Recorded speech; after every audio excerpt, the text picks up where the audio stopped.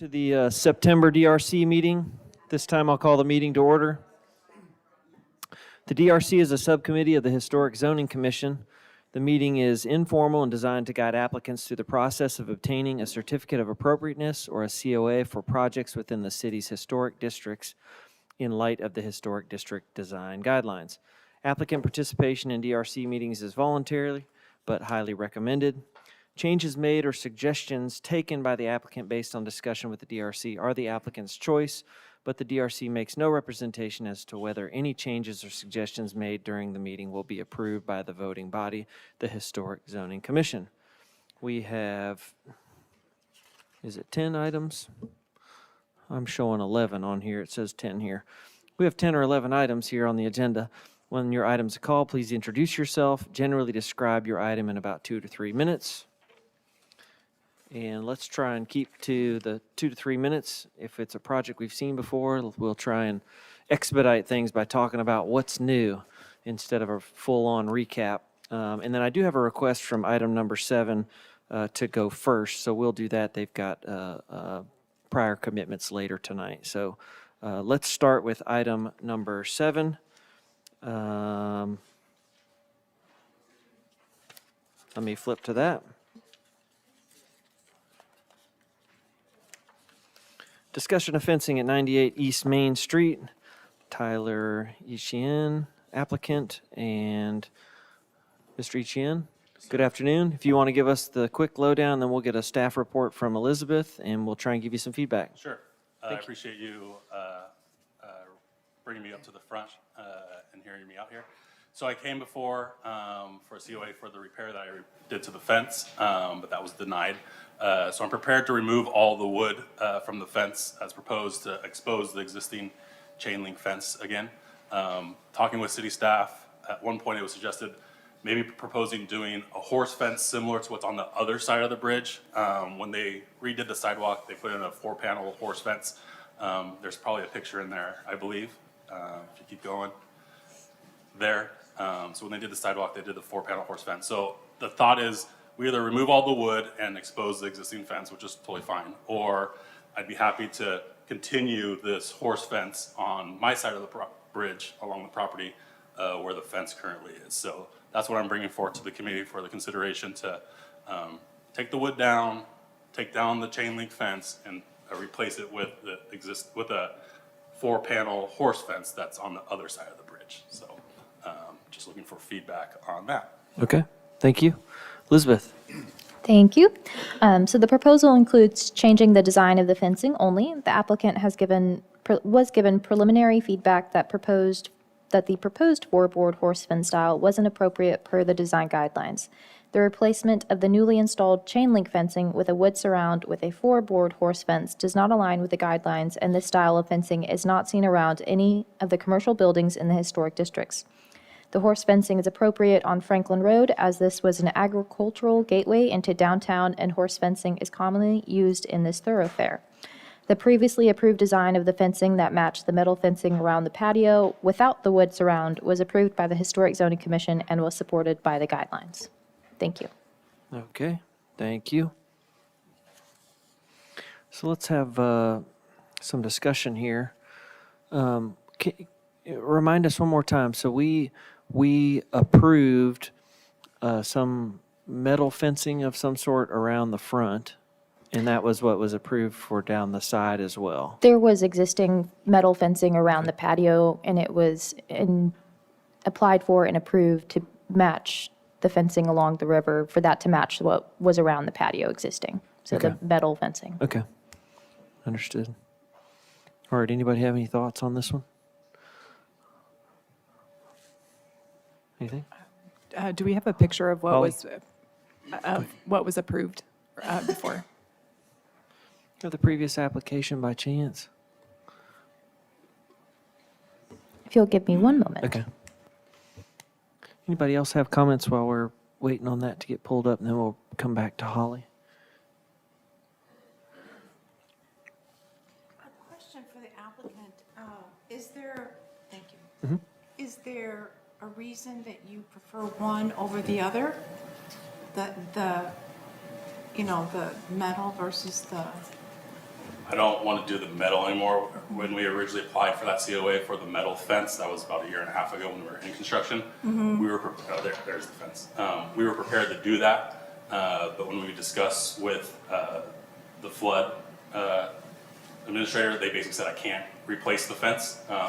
If we were going to replace the fence, we'd need to move it outside of the flood zone, which is basically the middle of my parking lot, so that wasn't feasible. So that's when I was like, okay, we'll just repair the existing fence that's there. So that's what we currently have. But then I got a notice that you're not allowed to do that. So now it's a matter of removing all that wood to expose what the fence was already. I didn't like the chain link fence with the barbed wire. The fence was falling over, so that's why we did the repair we did. But I'm prepared to remove the fence so I can get out of the violation. But we thought it would look better and match what's on the other side of the bridge with the 4-panel horse fence. So Yeah. that's kind of where I'm at with that. I mean, I would agree that it definitely, in terms of the context that it would be in, it's a nice replication of what is existing in the area. And for that reason, I'd like the 4-board wood fence. Okay. Mr. Do you Chair, have something? Sure, Kelly. I'd Go just ahead. like to clarify for the record that the zoning administrator approved the fence location in the same location as the previous fencing. In this metal that we're seeing. Fencing is permitted in the floodplain. Okay, Yes. okay. And would a wooden fence be permitted by, based on? It would need to be rot-resistant wood, like a cedar. Okay. So in our guidelines, it doesn't recommend the 4-board horse fence for commercial properties. It's just not a character of fencing that's seen around commercial properties in the downtown historic district. So it's seen in, on the Franklin Road Historic District, but not around commercial buildings. Okay. Holly, did you have any follow-up after seeing the picture? Yeah, well, to me, the horse fencing seems fine, in that it's around downtown. But I'm not sure I understand why they said you couldn't do the metal fence in the flood, but you could do the wood fence, or what's the deal with? They did, the metal fence is permitted in the floodplain and was approved as part of the COA, and that was in conjunction with the zoning administrator. Okay. Yeah, But so- then they said, they yeah. told you that you couldn't? Yeah, Is so that approval came like a month ago. So when I originally asked for the COA, like a year and a half and got approved for it, then I went to the flood because we were doing landscape stuff, and at that time, flood was like, no, even though you got it approved by historic, you're not allowed to put the fence in the flood zone. And now it's turned into this, I got a notice of violation for what I did, and now they've come back and said, no, if you replace the fence exactly where it is, you're now approved to do that. But the ship has sailed, construction's done, so I'm like, that would have been good a year and a half ago, so unfortunately, this is where we're at. I don't want to spend a ton of money on this, because part of this too, just real quick, is TDOT is gonna do the bridge at some point, so they've been out multiple times in the last month, examining the bridge, and they're gonna take the front parking lot and basically the Perin patio, when they remodel the bridge, and they're gonna rip down the fence while they do their project, and then obviously something will be rebuilt after, so spending all this money on metal fence makes no sense to me right now, so I'm prepared to put a wood fence if it's approved. If not, then I'll just take all the wood off and bring it back to its original state. I have a question to staff. Would it not, just from what I've been reading, would it not be some type of fence that won't collect material if there is a flood? There are requirements about that. It just needs to be able to let water through. Okay. Okay. Anything else, anybody? Yeah, I keep going back to what the original approval was, and then what our guidelines say. It doesn't recommend the 4-board horse fence in this type of district. We don't really see it downtown, and when you get to the other side of the bridge, it's, was an agrarian kind of farm there. I think that's why the guidelines are crafted that way, not to say that we might find it appropriate to have the 4-board horse fence, especially if it really is temporary. I don't know, Yeah. Governments don't move all that quickly as we sit here and talk from a state of government. So what does that mean? Is that 5 years, 10 years? Is it in 3 months? That's hard to tell. But the chain link that's there, I don't know if it's the original or it was replaced. I feel like BNS went out at some point and determined that all or part of it had been replaced, kind of in like vinyl coated or something. Or We took, because they said we can't dig, so basically we used the existing posts that were there and we framed it with wood. So it would be very easy to take the wood off without, Yeah. and expose it. but is basically, all and the then we painted it. the actual chain link new? No, so we repaired certain parts of it and then we painted it, basically. Okay. So when I take that wood off, those posts will be the silver color again that was there. There was barbed wire and we removed the barbed wire, so there won't be barbed Okay. wire anymore, but, yeah. Okay. Well, for the situation, can you just take the wood off and let it sit like it was? Yeah, so that's what I'm proposing. I'm happy to do that. I think the fence won't be very sturdy, that's why we did what we did. But yeah, we can remove the wood without a doubt. We can remove the wood on the perimeter side as well. We can remove all that and just leave it at that. So I'm prepared to do that to get out of the violation. So I was just proposing the wood one, the floorboard, but if that's not approved, that's totally fine Okay. too. Yes. Well, reason that farm fences aren't recognized and having the farm fence on what was a farm and then become more urban as we come toward towns appropriate. But given that there's pending work, it just seems to me a solution for the property owner just to get it back like Hold it off. was and let it sit there until the work begins, and then hopefully do something that suits Yeah. you better. And I agree with that for the most part. Again, I'm fearful of the time frame that comes along with that because we don't know it. And what's to say what was approved was the metal, an iron-looking fence, even though it's probably aluminum.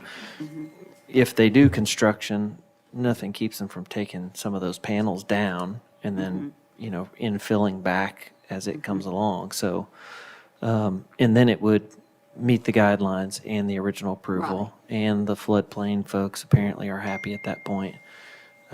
Whereas the chain link is not a material that we allow at all. And the four-board horse fence isn't recommended for kind of the downtown corridor, if that makes sense. So, Well, to your point, I hadn't thought of that. That whoever would be in charge of putting it back right if they took it down. Yeah. So go ahead and Could be approve dis- something appropriate yeah. and know that the Well, not project knowing a people would- timeline, if we would knew, repair it. yeah, if Yeah. we knew the bridge will start on this date and be done in Yeah. 18 months, but we don't. And you probably live in that world too. It's like when are they going to come do They this? said within 10 years and then all of a sudden they started showing up, but again, it could be Yeah. 5 years. Yeah. No, So that's, I mean, Yeah. are we going to look at chain link for 5 years? No, It would I'm- not be I'm- within the guidelines. I'm all in for the iron fence, Yeah. for a version of that. And to be clear, whatever we're saying today isn't a vote. I mean, we still have to give you some type of approval at a voting meeting, but we approved the metal fence for those reasons. So I, in keeping with those guidelines and what we approved, I would be apt to kind of stick with what we approved with because meets the guidelines, which was all, voted on by the city. think- So, I think I would be prepared to just remove all the wood then and expose the existing fence, because I'm not prepared at this time to build a 250-foot metal fence that I originally planned to do 18 months ago. So Yeah. I would just bring the fence back to how it was before I had got the property, which I don't think is nice for the city, but I'll just put it back to its existing condition. and you'll have to probably work with BNS and staff on that to see if that's even allowed. I think, we reviewed and approved something, and you, again, you can come to a voting meeting and ask for a change, but that's my thoughts. Anybody else?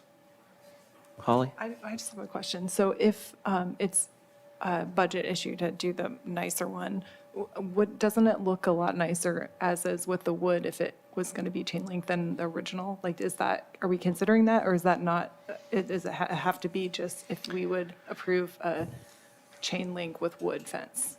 Does that make sense? The chain link couldn't be considered because new chain link fencing isn't permitted, and it was determined that this is a new chain link fence that was installed, and it was not what was previously existing on site. Okay. Yeah, I thought BNS had been out and reviewed it. So, yeah, I don't.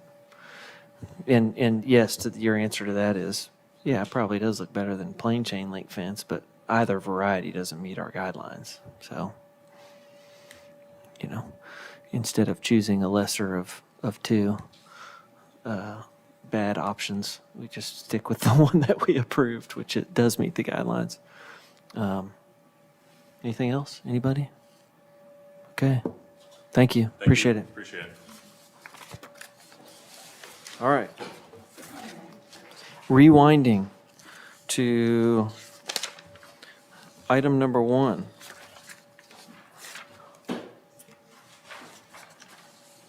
Discussion of alterations and accessory structure at 106 Winslow Road. Steve Marr.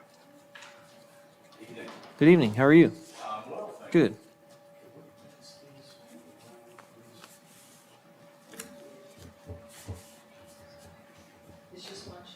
There's two sheets there stapled together. So I made a last minute addendum to what we see on the screen to kind of simplify and Okay. distill it down to what I think we can act on, or the commission can act on, at least advise us on. So what we were showing in this case was the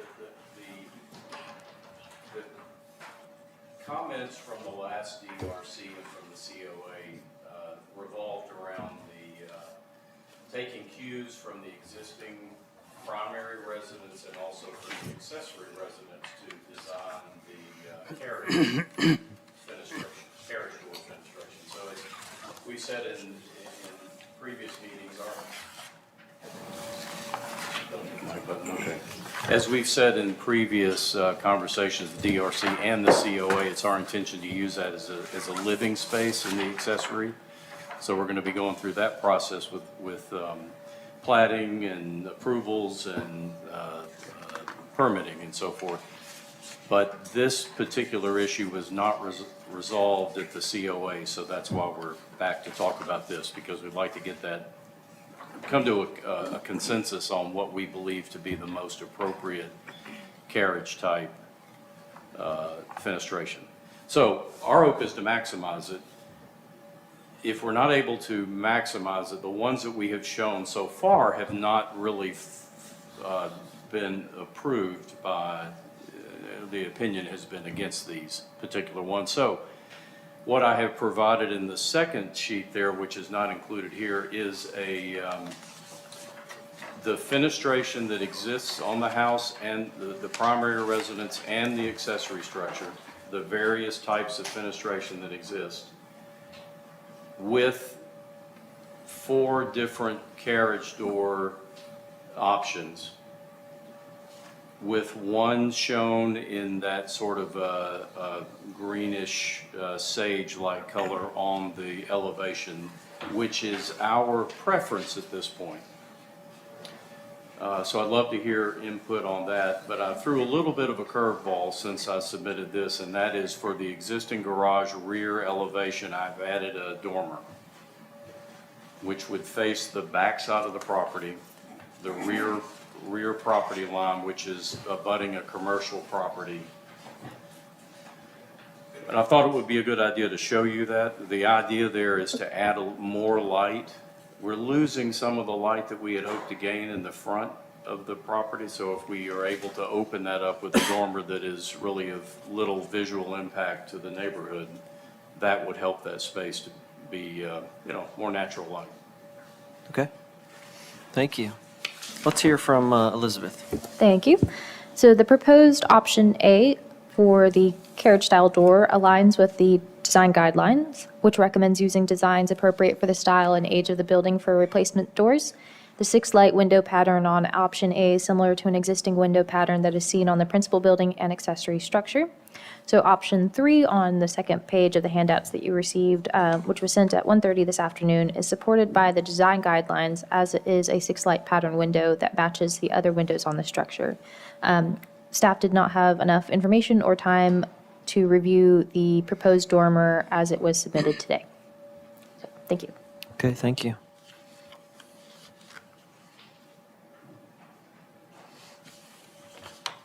All right. Anybody want to jump in here and make comment? Brian?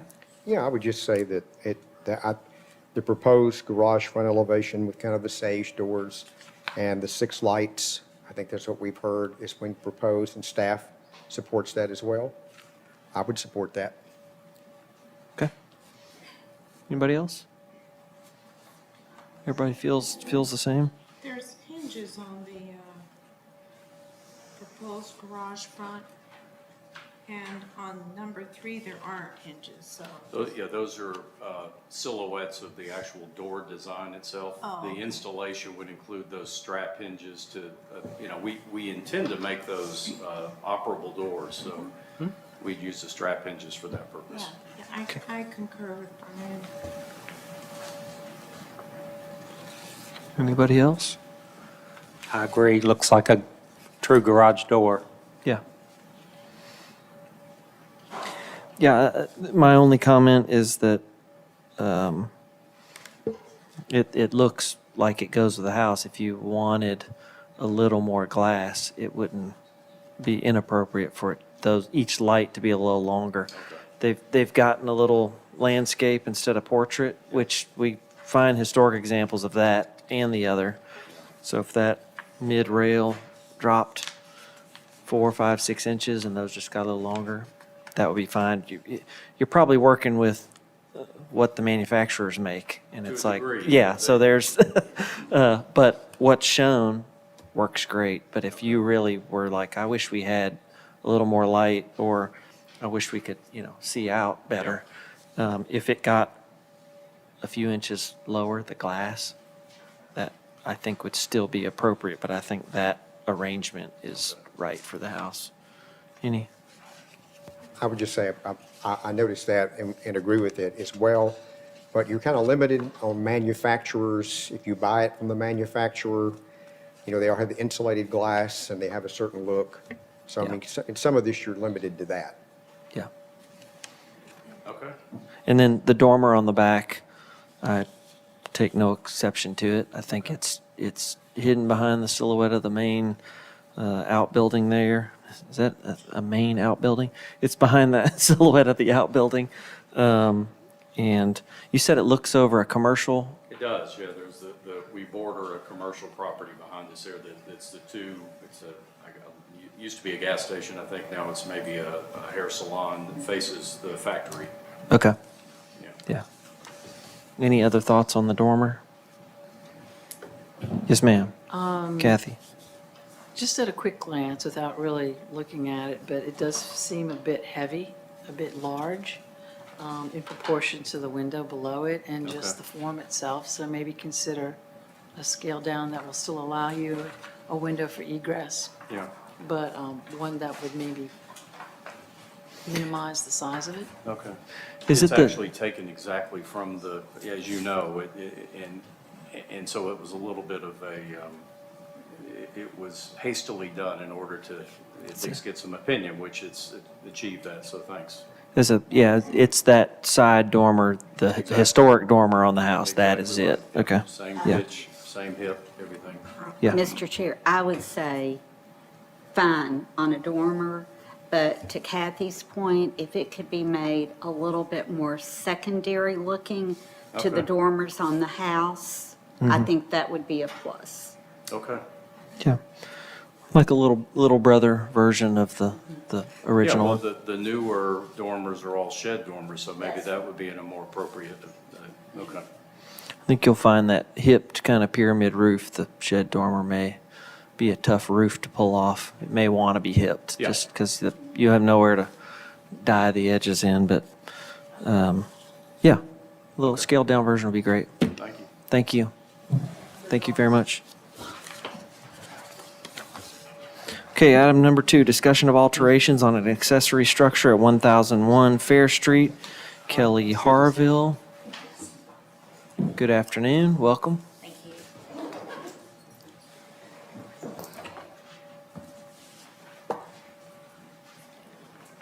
Basically, I live on a corner, so almost all of my property that is seen from the sides and around. So that's the reason working on the accessory structure. It was remodeled before I bought it. I think it was in the late 80s, 1980s.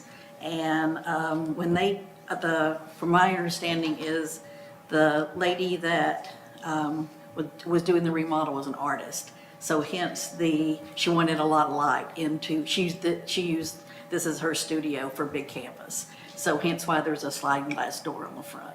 So what I'm looking to do is, over the years, it's time to do a repaint because there's peeling paint on the sides and the back.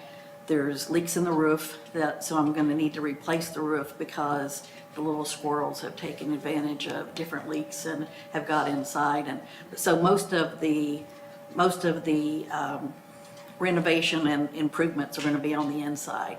But for the outside, what I'm looking to do is replace the roof and the gutters. And then at that time, I thought I'd go ahead and replace the door, just to make it replace it for more look and feel of what's appropriate for the style of the house.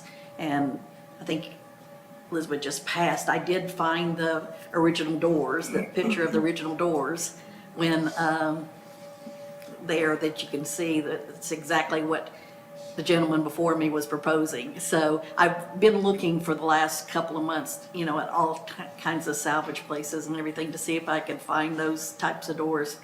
It's been almost impossible. So I'm proposing, I don't know in what order we want to go with the stuff, but I'm proposing almost the same doors there that I would like to replace it with.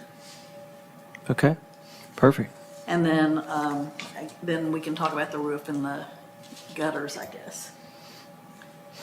Because what I would like to do on the roofing is the roofing I put on the house when it was replaced, that's there, has been really great as far as hail resistance and some of the things we've had. So I'd like to just carry that over. So if there's any concerns with replacing certain sheets or whatever, I don't have two different types of roof, and the same thing with the guttering. Is this, just looking at the picture of the outbuilding, is it attached to the house now? No, there's a screened-in porch Okay. but. It sort of looks in the picture, I was like, there's some Yeah. more roof, but Yeah, okay. but the roof behind, that you're gonna see, the roof behind it is the house next door, which is, Okay, so that's the house next door, and then my roof and the guttering are right there, and it was approved in the addition for the half rounds because it was built in 1930. So I think I'm on the cusp of where it says before 1930 and then or after 1930s. So I'm so asking for. your gutters on the main house are half round? Right. Okay, They're half round and they're the kind of patinaed copper look, but they're not copper. okay. Very good. All right, let's hear from Elizabeth on our staff report here. Thank you. So at 1001 Fair Street, the National Register lists the principal building as contributing, but does not list the accessory structure within the listing. The accessory structure faces 10th Avenue North and currently utilizes sliding French doors. It is proposed to replace them with a door that is close to the historic photo in the packet. This is appropriate per the design guidelines. It is also proposed to replace the existing asphalt shingle roof with a similar color of the shingle roofing found on the building. This would count as an in-kind replacement and is appropriate if it matches the profile. The installation of the half-round gutters on the structure to match the principal building is also appropriate per the design guidelines. Okay, Thank you. thank you. All right, any thoughts? Brian? Yeah, I'd just say, thanks for including that original photograph. That really shows a lot.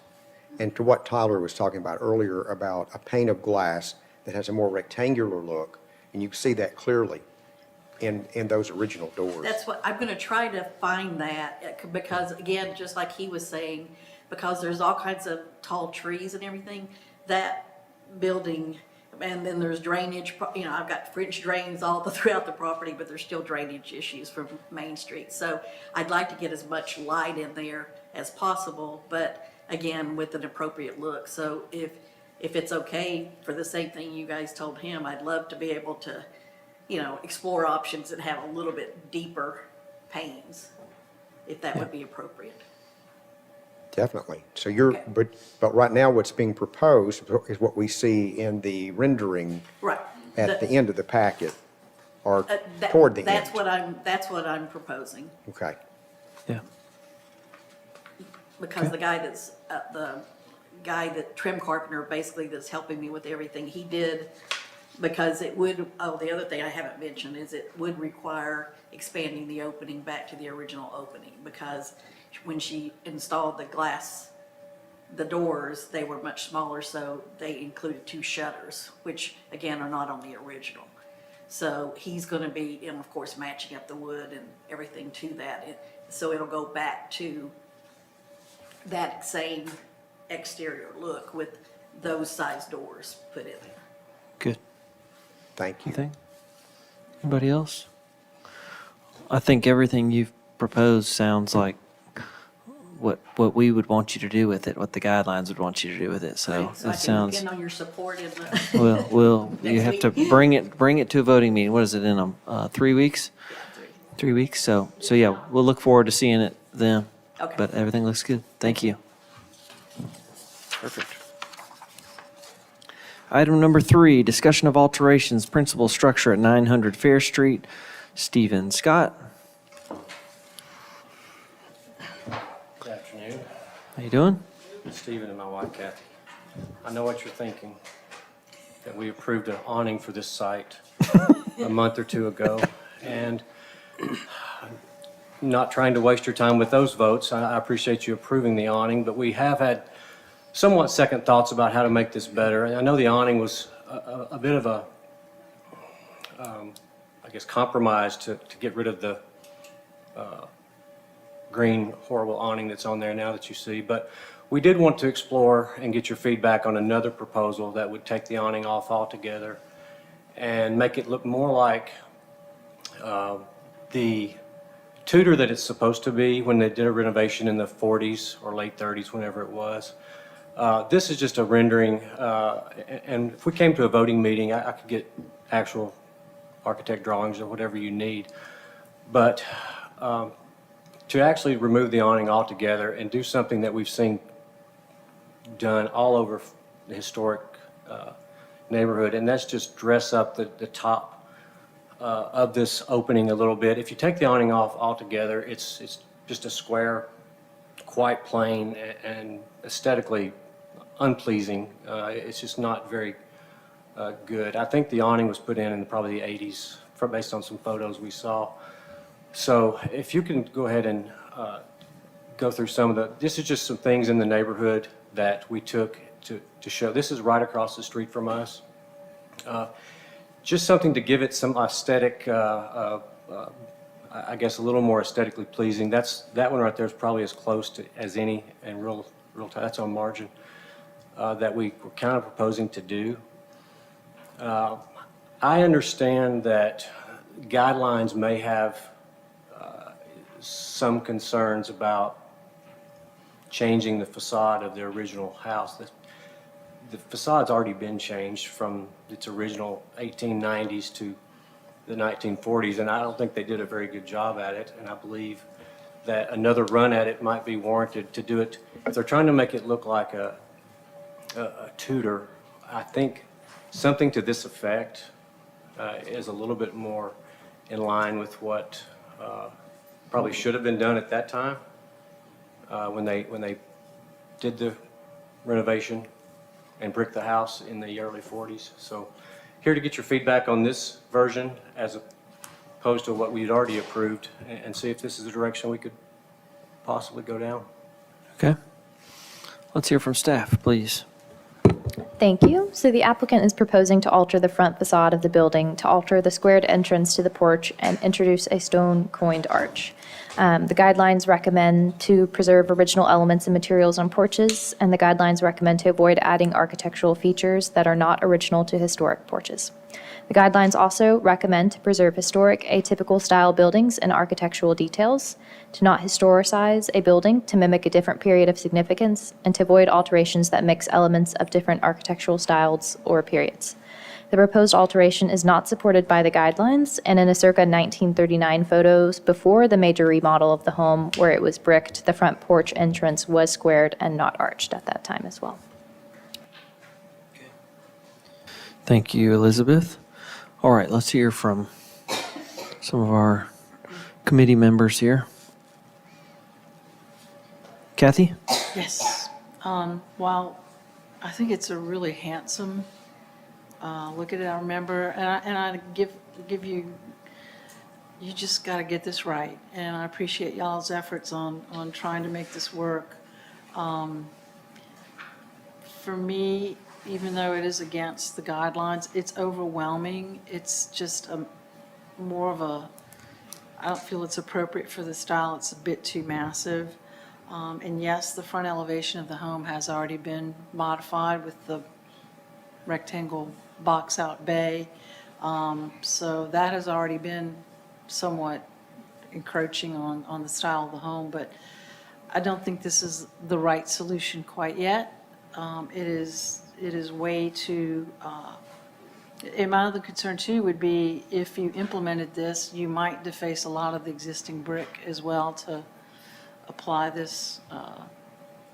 Is it a surface treatment? You know, it's not actually part of how it would naturally been if it would have been there. It would have been part of the construction of the arch.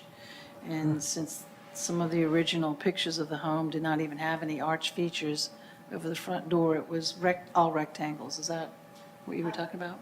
For the front porch, Yes. yes, but for this little side porch, I'm not sure of the openings. That would be helpful, yes. I think it was wood posts. Yeah.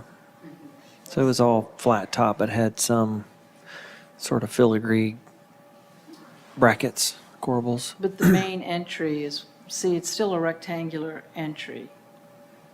And somehow that's plain, and I mean, it is wood siding, so brick came into play somewhere down the road too. In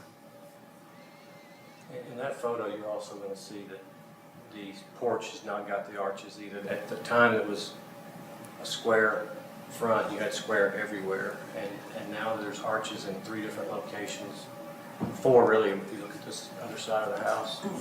So there's a lot more, I guess, the rounded top than there is square on the house. If you look all the way around, you can't, right there, you can't see on the left, that's also rounded. Yeah, we have an arch to the left. Arch to the left, 2 arches to the right. And keep in mind, this Okay. is an AI produced rendering, so to not take it as harsh as it comes across, our home doesn't even look that harsh. It's an AI, generated, so it's kind of not giving you that feeling of what it would truly be and when executed. I think some of, because you can see our house, or is that right down below another house? But I mean, you can see how the brick is a little bit softer as opposed to how that's coming across. So, I had forgotten the image of the house with the lady in front of it. I mean, that looks like a Victorian home. it was. was. And so this thing has It gotten a was with real a central tower. Tudor facelift to it, so. Yes, and the roof was so much taller and had a beautiful, squared Yeah. off. I mean, it was just, it was exquisite. So they altered it quite a bit, and I guess that's where the pain comes from. You're like, oh my gosh, we lost the aesthetic of that, and so now here we are.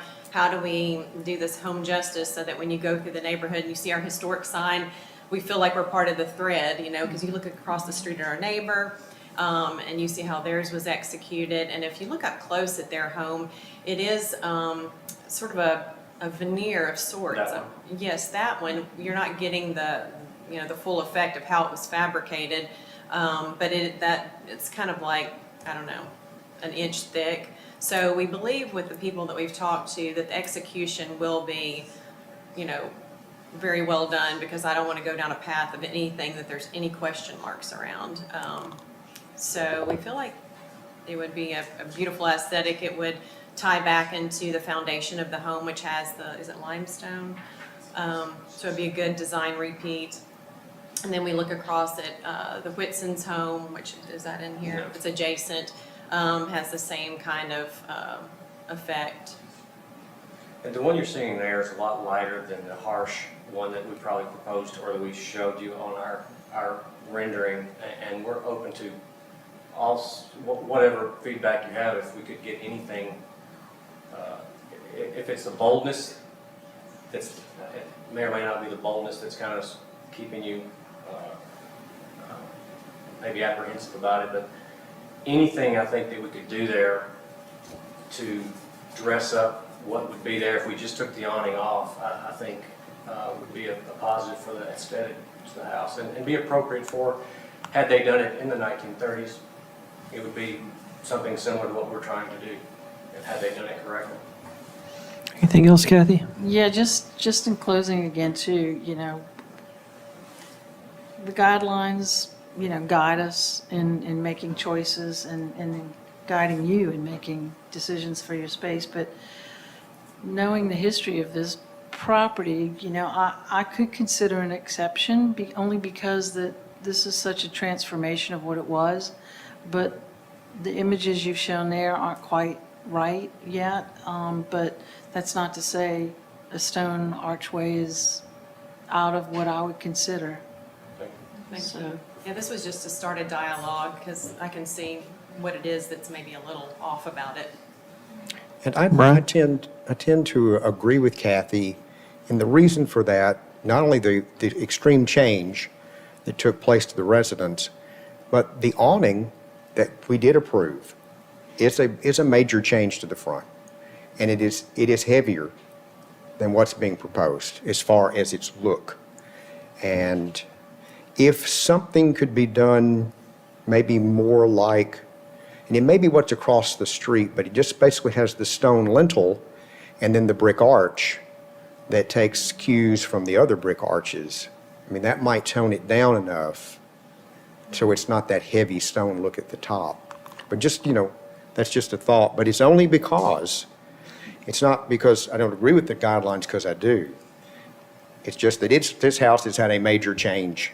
I mean, and that's a good example of why we say don't change the decorative elements that are on a house. So this is a great example of that. Yeah. Mary?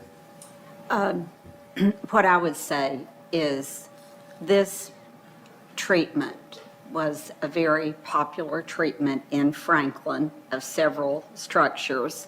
And my intuitive grandmother always told me it was because the men came back from being at war in Europe and were enchanted by the, stone and brick cottages, and so they needed to transform their homes. So the other thing I would say to consider, I really thought the awnings helped a lot. I am so excited this round awning is coming down, I cannot tell you.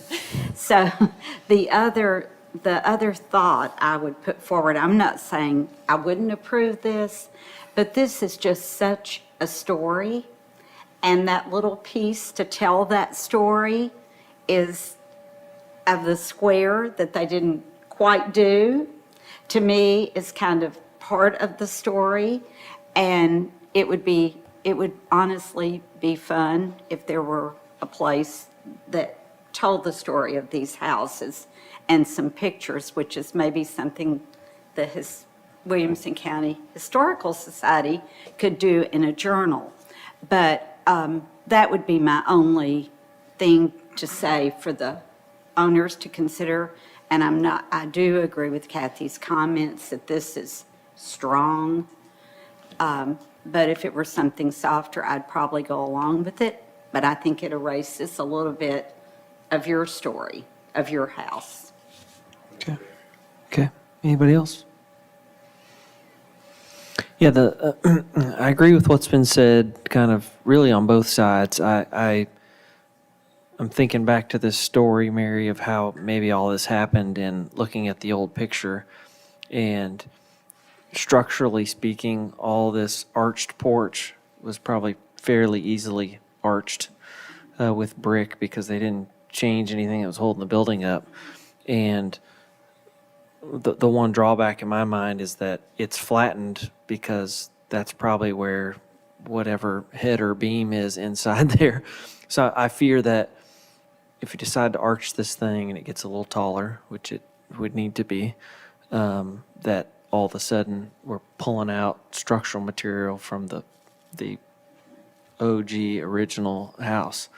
So it's like, well, how invasive is this really going to get? Are we going to lose the historic ceiling? Is it the historic ceiling inside? Is that going to have to be raised? A lot of questions, and maybe all those answers are no. It can be done without, but we consider historic fabric is the term that everybody likes to use. It's everything that this is made of, and how much of that is really impacted by this is something that we want to be thoughtful of, and I think you would too. So aesthetically speaking, I think it could be very pretty. Again, it's AI, the blocks are too uniform and all that. And I think that's the beauty of stone is every piece ought to be a little different, and especially on a Tudor like this. So I think what you're hearing is we maybe entertain a proposal that is more refined than this. And then if you can maybe start to answer some of those questions about what's this going to take? We're going to have to reframe the front of the house. And does that mean all that brick on the front has to come off because they got to put a new beam in? These are things that we don't think of until you get there and the contractor goes, I got to take all this brick down because all this brick we're taking off is holding that up. And then all of a sudden, oh, now we got to try and match grout. It turns into this snowball of this is a bigger mess than we bargained for maybe. I'm not sure I can answer your question, but I have had GC out there in the attic looking at this particular project, and we don't see the concerns that when he looked at it from his eye, it was not a very invasive. And we can bring photographs. If you stand inside our exterior foyer, you can look up and see where that pre-existing header would have been. You can see kind of the start-stop point that you would want to avoid all that. So we would, now that we're having this conversation, we'll bring that as well so you can look at it yourself and go, okay, I can see how this could work Yeah. And Mr. Chair, what concerns me is you start, changing and fixing this. And then the next request will be, we couldn't match the mortar. It doesn't look right. We need to paint the brick. So when you're talking to your contractor, even if the mortar didn't match, I will not, for my vote, approve painting the house as the next chapter. Sure. I do not want that either. Yeah. I mean, I think that's the most obvious thing. That's what a lot of people, when we went to purchase this home, they were like, oh, you're going to paint it white. I was like, no, I'm not doing that. I want this to be what it is, so we're not going down that path. If I could ask another question. Sure. If we lighten this up and so that it's not working, either construction-wise or it's just the look not working, the wood framing, doing something with wood above the current level, I mean, the lintel that's actually square, to make it appear less just plain square, less harsh, is that something that would be more? There's some, commission? well, there's some, even in your pictures, there's some examples of a wood casing almost expressed as a real thick brick mold that occurs. That one has one, that one doesn't, that one has a big one. And so there's varieties like that could be appropriate. What I would say is keeping it really simple is probably a good thing. The problem with your house now is a simplified version of what it probably should have been in 19 30. I think the risk here is maybe taking it too far. Doing enough to improve it is one thing, and then maybe putting ornamentation on it that's not necessary might tell a story that's disingenuous. Whereas improving this to a place where maybe the folks who did the work didn't have the knowledge, aptitude, money, whatever it was at the time to pull it off, I think Did you say taking that it the there. ornamentation as shown is a bigger heartburn, or making it arched instead of leaving it square is a bigger? I think the arch helps it aesthetically speaking. I think our guidelines and even the Department of Interior standards talk about not adding things that weren't there. Now, I think to Brian and other folks' point is that, there's been lots of things added here that weren't there. So it's how sacred is it? This version of the building is old, and we consider it as historic and contributing, even though it's a odd version of itself, right? I think what you're hearing is we would entertain an idea that's further developed, a lighter hand at the stone detailing work. I think the arch looks good. We'll have to hear at a voting meeting whether we think it's appropriate for the building. But Kathy? Kind of a thought on this too is asking us what would we think of a rectangular lintel. I think you have to remember, like Mary said, think about the story of this home. You're in a position now taking the awning off.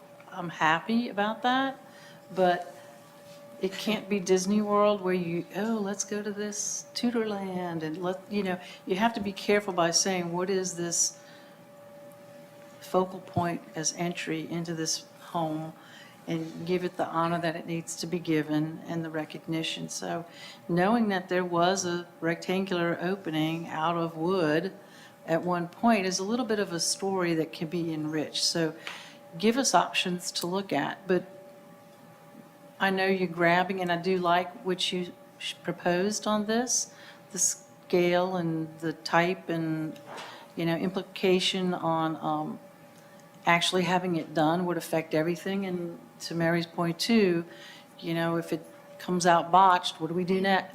You've done a lot of research on that as well, but give us an element to view that has like a substance or a meaning behind it that goes with part of the story of the home. And I know you're grabbing for like, what will we think of this? Well, it's hard to say. Show us what's in your mind about it, because it could come off looking too big of a wood square opening, or maybe, maybe it's just a lintel across the top and not column. I don't know, so be careful with just putting something up there. Yeah. Understood. Anything else? On page Bob? 5, the next to the bottom photograph, the house across on Fair Street, even if you looked at something like that, where it's a little more simplified but has a larger keystone, that kind of just is another way to look at it. Yeah. Yeah, I tried to get AI to tell me to do that exact thing, but it just wasn't cooperating. AI does not always cooperate. For some reason, they want me to pay an architect to do that and bring it. So, And I understand that for the voting meeting, and that would happen for a voting meeting, but I wanted to get you that. yeah. Yeah. All right. All right. Thank you all very much. Appreciate it. Thanks. All right. Item number 4, discussion of signage at 230 Public Square. Raina Anderson?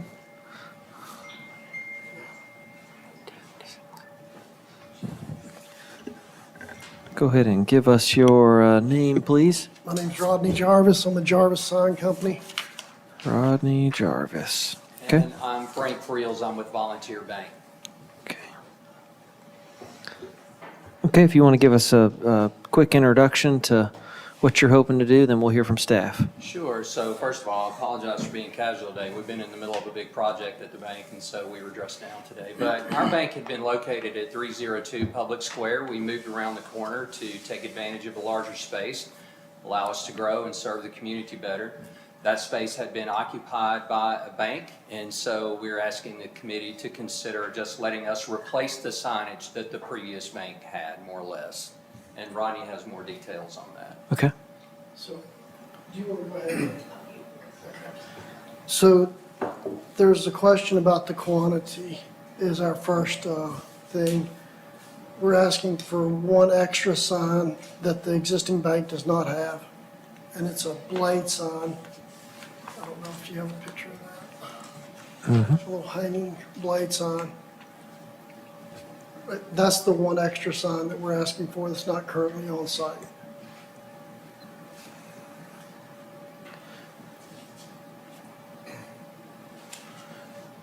And then square footage, we are over the square footage, but that's, we're allowed 9 square feet, and we're over the square footage on the front sign. Yes, right there. So we just, and that's the only place we have to put the sign also. Placement-wise, we can't bring it down. We looked at doing that and looked at placing it other places. We just don't have a place on the front of this building to put it other than up near the top.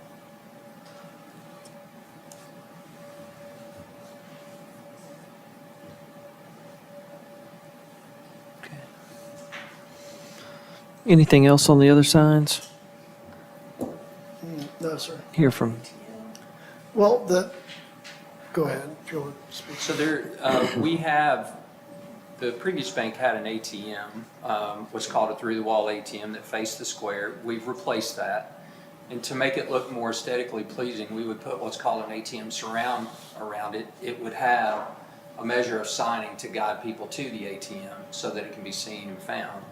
We're hopeful that's a good service to people on the square with all the festivals and so forth.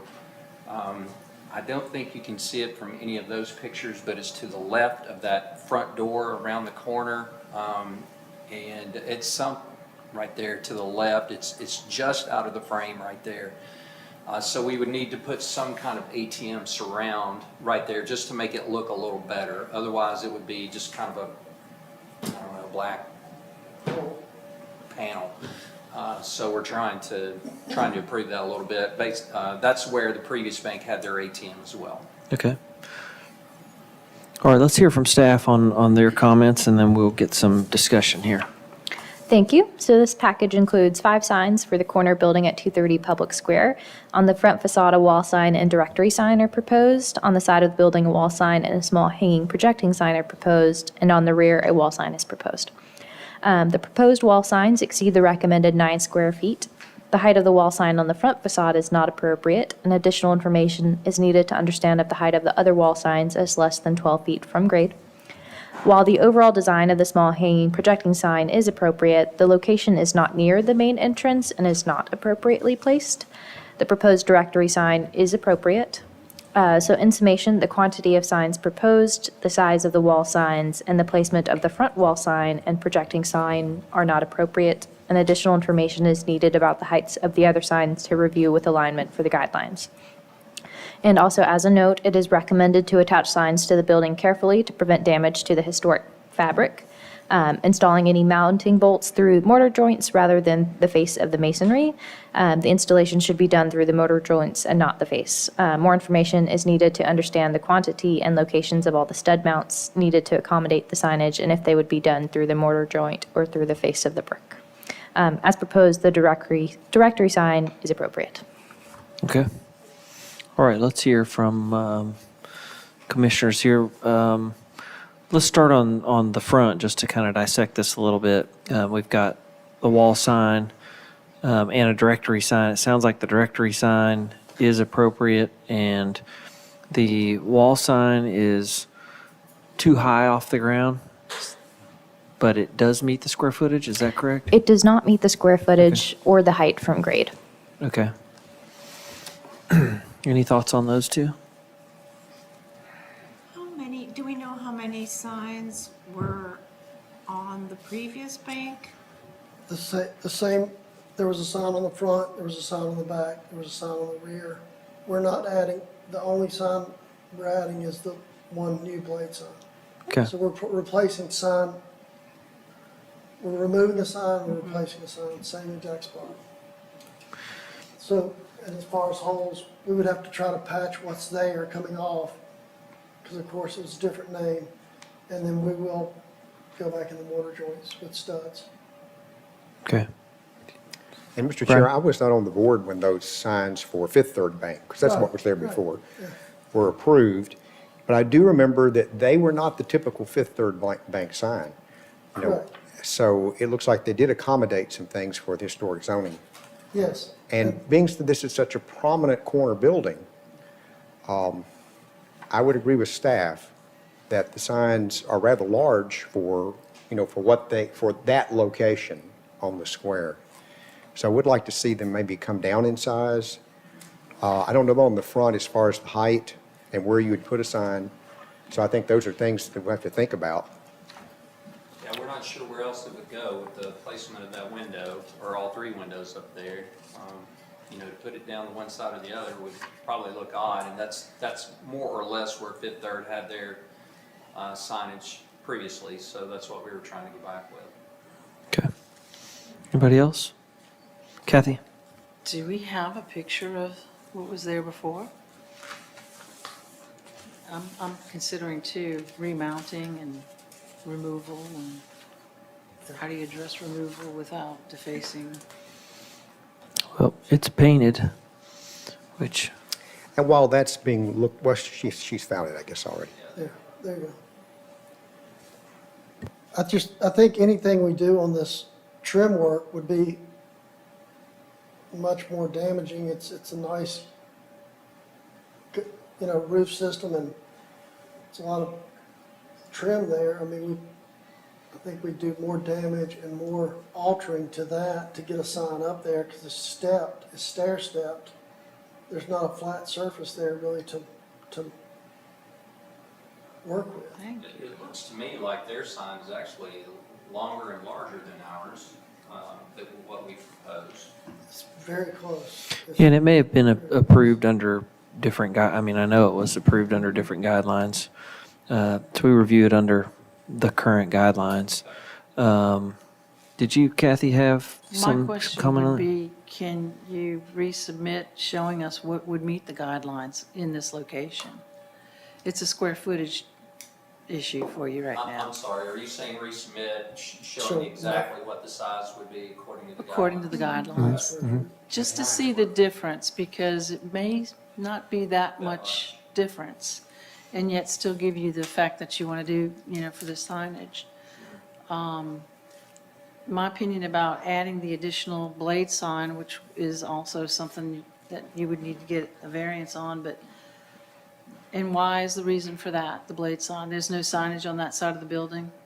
There is signage on that building. It's just, if you're walking down the street, you could put, I mean, like, we want people coming in here, not going down to where the cars are turning in through the drive-through and creating a hazard to walk in front of the traffic that's coming in back there. So we want to catch them before they get to the back of the building.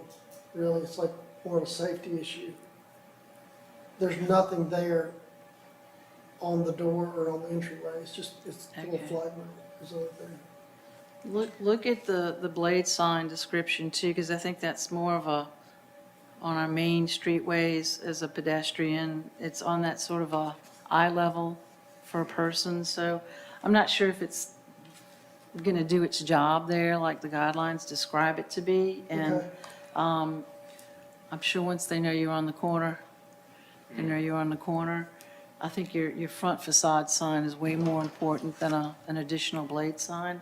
So I would consider, you know, maybe not proposing that, but look at those guidelines again on blade signs. And that might help you make a decision one way or another. Brian? I do agree with you, Ms. Worthington, on the 9 square feet would be fine if we could bring it down lower. It's just when it gets up that high, it disappears because it's so small. That's what we're kind of battling. We don't want to put it up there and look like we tried to miss. Front facade. 9 Yeah. square feet would work if it was, you know, down much lower, but when you get it up 20, you're talking, that's probably 22 feet up. Anything you do is going to look much smaller.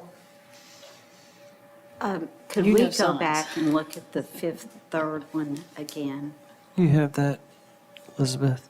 Yeah, my opinion, Mr. Chair, those are quieter lettering, and they're not competing with the brickwork as much.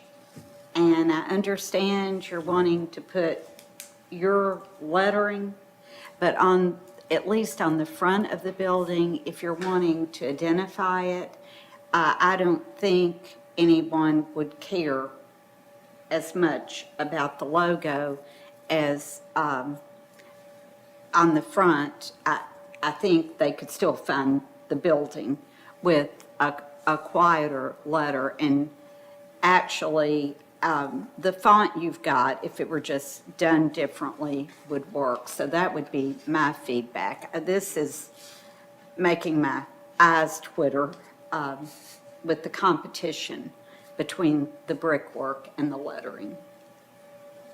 I'm not trying to be rude, but I don't understand anything about this is almost exactly, there's a blue letter up there, and we're proposing a blue. Yes, sir. If you look at the lettering on the other one, But remember, this is an artist rendering right here. I've got a guy that does this. This is well, that's actually what blue I have letter. to go on, is the artist rendering. But and I'm sorry. Let's let Miss Mary finish what she's saying. That's it. Miss Mary has the floor, if you'll just hang on just a minute, thank you.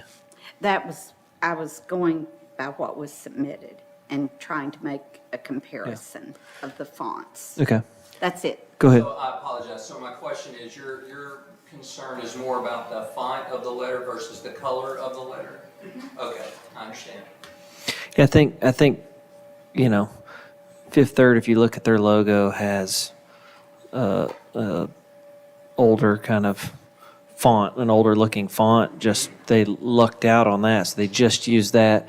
And what I'm hearkening back to are kind of these old banks that had like a big limestone thing, and it was like carved in, and it would have been that kind of font that's got the little trills and tails and all that. Your all's logo is more contemporary than that, which is nothing wrong with that, but I think that's maybe what Mary was seeing is it's a very contemporary logo, and it's big. So was theirs. I don't deny that. It was pretty long, longer than this, certainly. But it was shorter. And then it was a letter that is a more historic font. I mean, that's just a fact of the matter. So that we come back with something that you feel is more appropriate. I think their font was different on the front of the building, but they had their logo and their traditional on the side and the back of the building. So you're concerned about the font is just for the front of the building. Okay. So like theirs was probably a Times New Roman, like a Times New Roman. Yeah, it's something that's just a more traditional font. In the end, yes, ma'am. Go ahead. What I would suggest for when you come back is go to the guidelines for the square footage that you need, create a block that fits on the building within that square footage, play around with the fonts. Consider a more traditional font, maybe not the exact font that is the logo, but make it work within that space so you get the visual that you want to see, it's in the right height, and come up with options for that to maybe address the font, maybe address the true logo of the company there as well. Look at that, give us those things to consider, and then we can see it, as opposed to like discussing, we can't tell you a font. I don't Right. even want to go there because it's just too many to pick from. So show us what you want, and we'll help you. But And get it's within those guidelines for the square footage. yeah, and I'd love to see just your font, your logo. I mean, it's a branding thing for you all, and I get that. I mean, this is part of who you are. So I'd love to see the front facade just at the scale that meets the guidelines. And there have been times since I've been on this board where we went, yeah, that's too small for building this scale. And we said, I think it would be appropriate for it to be a little bigger. But we usually don't know that till we see, oh, that doesn't work, it's tiny or something. So bring us the version that meets the guidelines, even if it's your logo, and let's see what it looks like. I'm not saying that that's going to work or not work, but we haven't seen that variety yet. And then, the side was square footage issue too there. Yes, all of the wall signs exceed the recommended square footage, and I can let you know the exact Okay. square footages of what they're proposing. The front wall sign is 31 square feet, the side wall sign is 65 square feet, and the rear wall sign is 76 square feet. Okay. So look at the guidelines there, see what you can do, and there may be that, you can come up with a variety of your logo that's, maybe it's your volunteer V, that's the two-tone, and is a square of that and says volunteer bank under it, or something that compacts it, because part of what you're getting penalized here for, especially on the back, is it says drive-through, Right. and staff draws a rectangle around the whole thing. So even though it's a whole lot of blank space, it's like, well, you just killed the square footage. That drive-through, we were trying to help with traffic there Yeah. because when you're approaching from down Main Street, we didn't want people to get past the building before they realize that's where the drive-through is, so. We've got a real convenient turnaround. It's got, Yeah. got cannons in the middle. We see a lot of people driving on that, yeah. But if you can try and meet the guidelines with the size, I think it would help us to be more informed on how to give you the best feedback, because we don't intend the guidelines to be punitive to folks that have big facades or are higher up. I agree, you don't have a great spot to put signage. And there's precedent for the location. It's just about seeing what meets the guidelines and then seeing if indeed that doesn't work because it's so small. Let us consider it and try and give you some good feedback on how to get something we feel like is appropriate and lets you all compete on the square, with all the other signs, because there's a lot of other signage. Thank you for your And guidance. Mr. Chair, there's nothing wrong with bringing two options Sure. so that they can move forward. So I would also say, just on the front, consider something that's, doesn't compete so much with the cornice on the front, not the rest. Ms. Worthington, one question about the blade sign. On the side, we could do a blade sign that is allowed downtown. And we talked about doing that, but we thought going with this smaller version would be more appropriate. We could do a taller, skinnier blade sign above this door. I Just think that- the blade sign, it's a number of signs. I think that's the problem. Is that Go correct? ahead, This Elizabeth, is- give us some This clarity. is a small hanging projecting sign. A blade sign is vertical, Okay. like you see on the. And are we, so the quantity of signs, this is like sign scrambled eggs in my brain. Does it count towards our overall quantity, or we have so many wall signs and you're allowed one of these? Each building facade is allowed one wall sign, and then the guidelines recommend 3 signs per building with a limited 4th type on the rear, which is limited to a handful of sign types, which isn't a wall sign. So this, because we have a directory, wall signs, 3 wall signs, 1 directory sign, and 1 small hanging projecting sign. and that's too many. Yes. Okay. Yeah, that's what I was trying to get at is, Right. I'm not sure the guidelines allow this quantity. So, I would getting with staff whether or not a wall sign would work, and if you delete this sign, if that still meets the quantity. yeah. Okay. And before we end this discussion, I want to bring it back to the ATM, because I know the one that was there before, you said was in wall. Will yours be different? No, it's in wall. So it's in wall. a smaller unit.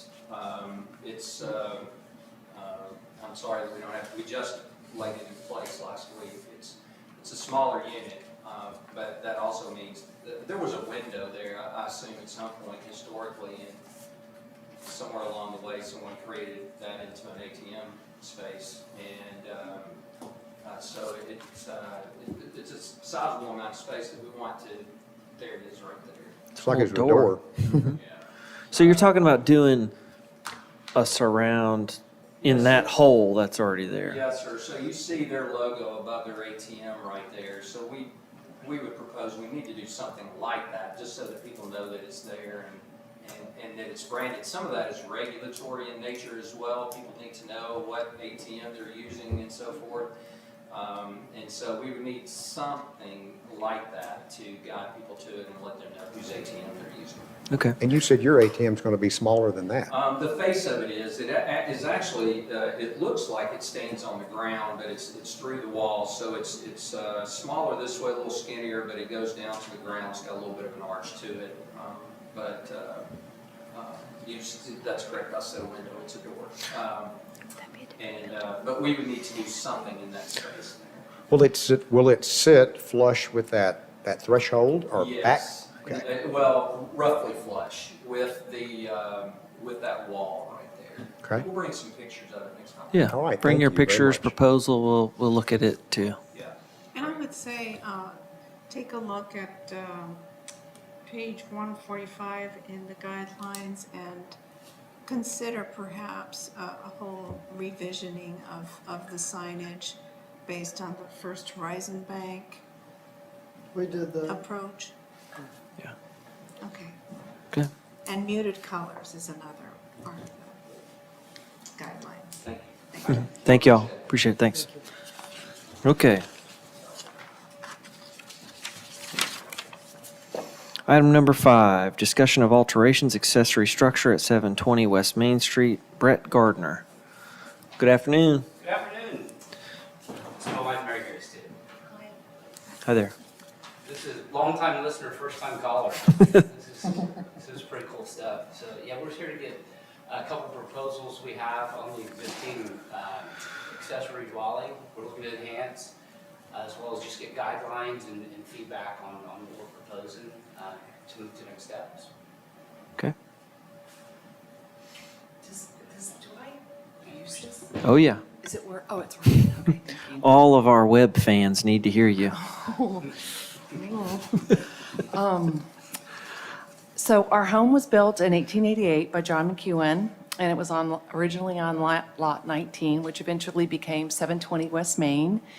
And the Derryberry family lived there before us. And so I'm sure everybody knows what house it is. I wish that we had brought a picture of the front of the house. We're just, we moved in May and we're so in love. And it's just thrilling to be able to live there. But we have this little garage that was built back there. I believe that you had said it was built in the 30s possibly, but so our desire is to build a carriage house back there, not a garage conversion. We really do want to honor the beauty and history of our home and our other Hingeville neighbors. I feel so bad that I didn't bring this in earlier. This is the proposed. You saw the previous with the existing, it is before. The proposal is to remove the garage door itself, the up and down garage door, and put a arch door, historic, or kind of an antique arch doorway in there right now for a single entry point right there, as well as the side, which has the bushes and the fencing around it. Just create a parking pad with kind of a shrubbery border around it, and that's what the front would look like. And then from the side, This is what's directly behind us. so that would be, that's off of 8th right there. So 8th is, some people think it's an alley sometimes, but it's actually a street. That would be the front look. And the next slide would show the side view. There's the current side view. So there's 2 egress, there's the front off 8th, and then goes from the back of the house. And the proposed, what it would look like, you can kind of see the bush hedge with the parking pad, keeping the rock wall there, and, cleaning it up a bit. Okay. So that's kind of the aesthetic. Okay. 2 changes we're proposing.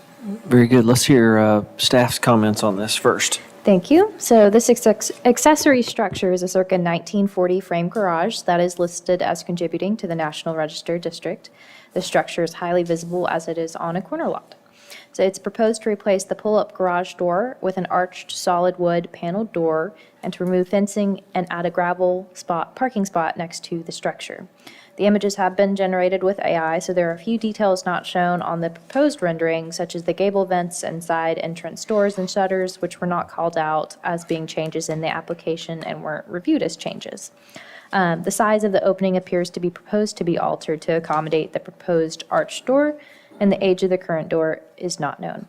The alteration would, however, significantly alter the appearance of the structure as being a garage, as noted in the National Register listing, and this alteration is not supported by the guidelines and would not preserve the entrance as it was historically a garage door. The arched entrance and a 6-panel door do not relate to the principal building and compete with the detailing that is seen.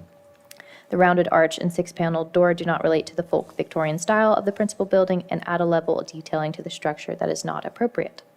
The proposal includes a request to discuss a site alteration to add a gravel parking spot. The proposed placement and materials are appropriate, as it will be to the side and rear of the principal building. There are a few items to address with this request. And understanding, would any additional retaining walls be needed to create to what appears to be a flat spot, as it currently has some grade, and would gravel be an accommodating material to that grade? And is there an estimated age to the fencing, as the guidelines would recommend preserving and maintaining the design of historic fences? So, thank you. Okay. Thank you. All right, Brian. Yeah, I'm going to start us off if I may, Mr. Chair, because I love people that love their historic homes. And congratulations, the Derryberrys. You know, he was an iconic figure for Franklin. We're sorry he's gone. We're glad that you love the house. I would have questions that I would ask about this, and maybe you have answers to that. And one would be, is that the original garage opening to this building? You know, for one thing, it has that little stone foundation that you see around it, and then somebody's ramped it up with concrete. I mean, was this its original use as a garage? On that opening, is that the original opening? If it is the original opening, and you saw earlier the couple of garages that did come before us, and then you saw the muddling up of what I call muddled up, when somebody takes a historic structure and greatly alters it, like was done in one of the houses we saw. Well, we don't want to muddle this one up with greatly altering it either. If this is an original opening, then you might consider garage doors like we've seen already proposed here that would be more appropriate for this historic home. And I know what you have proposed with that arch is beautiful, but it is a little more federal, a little more high style. The garage door opens the garage door appearance would be much more in keeping with what you have. And now, did you have a question? I was gonna say, that will become an entrance. It's hard to see on that picture that I printed out for you. It's a door, it has side lights.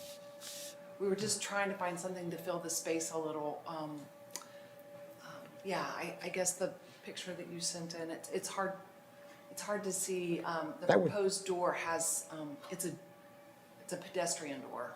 And it would be a very wide door with side lights. So I would think about, you know, what it would be like. You know, you could make this, rather than a garage door that goes up, and like pedestrian doors where one opens or both open, one stationary, the other. So, you know, there's a lot you could do with that to make it still like a pedestrian door. Okay. Thank you. Anybody else? I agree with Brian. I think garage doors would keep that historical look of what it's been, but you can get them to where they're like they used to be, two garage doors. You can just open one. Okay. Or if you had a car, you know, you'd open both. I kind of know what you're going to do with that fencing. They had a car run through their fence. I got to talk with you about that still. So, but I agree with Brian. I think if you continued it as the look of a garage door, it would make a huge difference. And Mr. Chair, for clarification, this is a new building. It never was a garage. So I would concur with what the others have said, and I think the thing that Brian said that really is meaningful. This is just too high styled for this house. It takes away from the feel of your, I think, fabulous home. Thank you. So Anybody? like some of the other garage doors that were shown earlier, the man that had the, that was on. This one? Yes, maybe something on Winslow, something more like that. And you saw the other applicant that came before, and she showed pictures of the original ones. Yes, and we have looked and looked, but something along those lines. Okay. Yes. And those doors do open, you know. Oh, you're still here. Yes. I'm gonna combine it. The gentleman behind me, because we had the same, and he Sure. said, I got those exact off the web, you know, so maybe. Yeah. Okay, because I shouldn't be speaking. we did look for those and found that one, so. Yeah. And I think to Brian's point, I'd be curious to see it, you may not be able to tell, but from the inside, was it a pair of doors at some point, like the neighbor there? Because if I recall, these houses that are back to back are brother and sister houses. And who knows when one was built. Obviously, one's a little taller, but I wouldn't be surprised if when you got down to it, there was two holes framed in. There may be some evidence that there was two garage doors there at one time. Maybe it was always one. Their garage is wider than ours, so ours really just kind of, it's just one. And you can look where hinges may have been. I mean, there may be the ghost of hinges. And we can ask Mike, Derryberry comes by to get his mail still, so we can ask Mike. But yeah, a swinging variety of carriage door could be made into a pedestrian door. Then it will look like an accessory structure, an outbuilding to a primary house, which is kind of that kind of neighborhood fabric we're trying to maintain, that kind of rhythm of outbuildings and original houses and things. Do you have any? And Mr. Chair, I think the paving part of this is kind of beyond us at this point, because I think there's going to be engineering issues with the city, with water retention, all of that would need, the staff may be able to report on what would be needed. Yeah, and looking at the images too, that little ramp that goes up into the garage door, if you all plan to do something different with that, or even if you're allowed to, we would want to see what that is. Is there a little stoop? Is it steps? You're just going to leave this ramp On the thing? side or the front? The garage door side there. Okay. Because it's, I don't know how much right of way, who has what, but if there's a strategy for, we want a little stoop with a step or two to get up that, we would review that as well. I think staff would want to review it too. So, because, I mean, you may leave that as it is, but Yeah. it's a ramp. It's steep. I wouldn't want to drive my car up it, that's for sure. And I know they probably told you this, but John B. McEwen, who was the mayor of Franklin during the Civil War, he was very wealthy. It was good to be his ward, because when you got married, he built you a house. And these two houses he built for his wards. So his legacy lives on. We love our house so much. And so on the side, the proposal for the side parking piece would be further information on what type of support, if any, would be needed, or the type of structure, or the drainage like you were talking about. Yeah, we don't review the drainage, but I think staff cued in on that fence because it's looks of historic nature. It could have been put there last week, I don't know. But whatever your proposal is for the fence, if it gets reused or you think it's going in the dumpster, whatever you think's happening to it, we'd like to know. And then, is the retaining wall adequate to hold up? Or if you all need to add to it or redo it, we would want to review any changes to all of that, we'd look at. But 'Cause- Mr. Chair, everything we approve says subject to the city's. Yeah, the code, city's going to so- review the stormwater and all that, but So if you spend a lot of money designing something, might want to talk yeah, to them. yeah. And looking at a close-up of this fence that's shown in the photograph, there's a lot of tube steel in that. I mean, that doesn't look wrought iron to me. So it may not be historic. I don't know. So it'd be worth investigating. We'll have that done with, we had, as Bob indicated, a drunk driver came through and sat in our front yard about a month ago and took out 3 or 4 sections of the front on 720 West Main. So a wrought iron expert actually came out and kind of was looking around, and he can refabricate to the shapes. Other than the stems, there's stems that are in each one of those loops, so we'll get him to look at that and kind of confirm or see what it actually is, so appreciate that. All right. Thank you. We good? Thank you very much. Appreciate it. Item number 6 was withdrawn. Item 7, we already did. Forward button. I like that. All right, item number 8, discussion of alterations and addition at 728 Fair Street. Amanda McCreary. I see Amanda. Hi there. Welcome. Hello.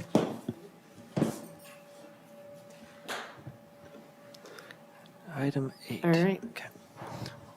We were here last month looking at the house on Fair Street. It's a cute little cottage. It's the one with the existing green metal roof. Staff had asked for some additional information with regards to the square foot and the sizes, because as we talked about last time, in 2020, there was that addition put off the back, and what we're trying to work out is getting something more historically appropriate in that area that's under the existing roof. That information has been provided. Other changes since last we spoke, the back rear got reversed. I don't think that makes a huge difference, but the door and the windows on the back elevation are different than what we looked at last time. But we also did add a shed roof over the doorway to protect from rain that's on the rear. So those are really the changes to present today from last month. Yeah. Okay. Thank you. Let's hear from Elizabeth, please. Thank you.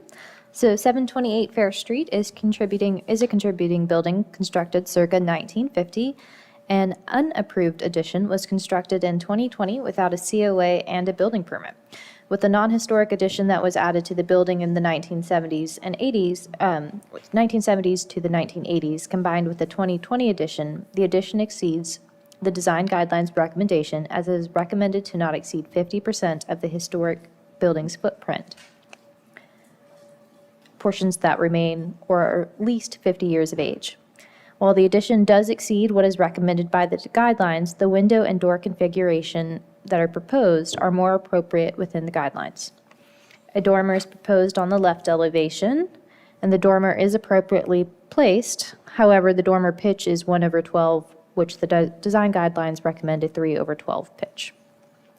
The roof is proposed to be replaced. The 1981 National Register shows the building to be an asphalt shingle roof. We have a historic photo of that here. The design guidelines recommend, if partial or wholesale replacement is needed, to use materials whose composition and appearance match the historic materials. Shingle material is supported by the design guidelines. And that is all from staff. Thank you. All right, thank you. All right, anybody have feedback on this one?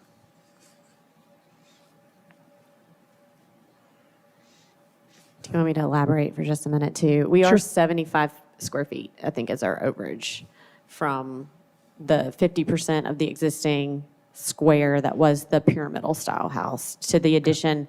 If we keep the new addition off the back under the roof that's there, we're 75 square feet over the 50%. Okay. Anybody? I can go first and start some discussion.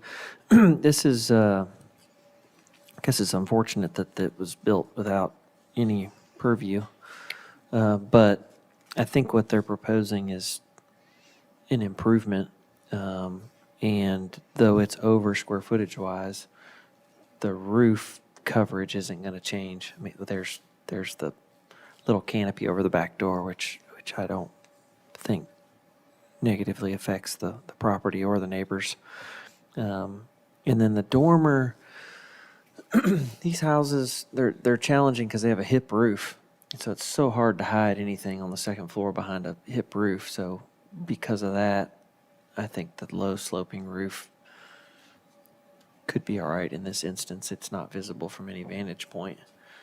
It's just it's part of the challenge of a pyramid shaped roof. There's no hiding anything behind it usually. So I don't have any problems based on what's there today. Like I said, it's unfortunate it ended up here with this overage, but nothing proposed today increases the nonconformity in terms of the square footage coverage. So, Brian? And it is a small house. It's not like we're talking about a very large house. Yeah. And I would say on the dormer, although I wish there were better solutions, you know, there's no dormer on the side or front. There was one proposed, and our commission said that wasn't a good place to have it. And I think they do need some type of egress place, and this might be the best place for it. That'd be my concern. Mary? Mr. Chair, my comment would be, the rear of this house has very low visibility. So it Zero visibility. Zero. So it is in a forgiving situation for this. You talking about the dormer or just all of it? All of it. Okay. Right. It's just squeezed in, and you can't get much of a, Vantage point. up to see the whole thing. Understood. Bob, did you have anything? No, I just was commenting like Mary, it's whatever's done will not be seen. Okay. Unless you're invited over. Kathy, did you have something?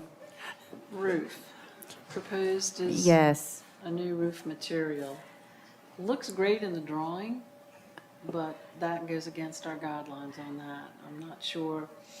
And I think they've used, on the drawings, it says that one of your options might be shingle. Yeah, I think from a client standpoint, we're to be determined at the moment. I wanted to get some feedback to see how you guys were feeling. It's metal currently.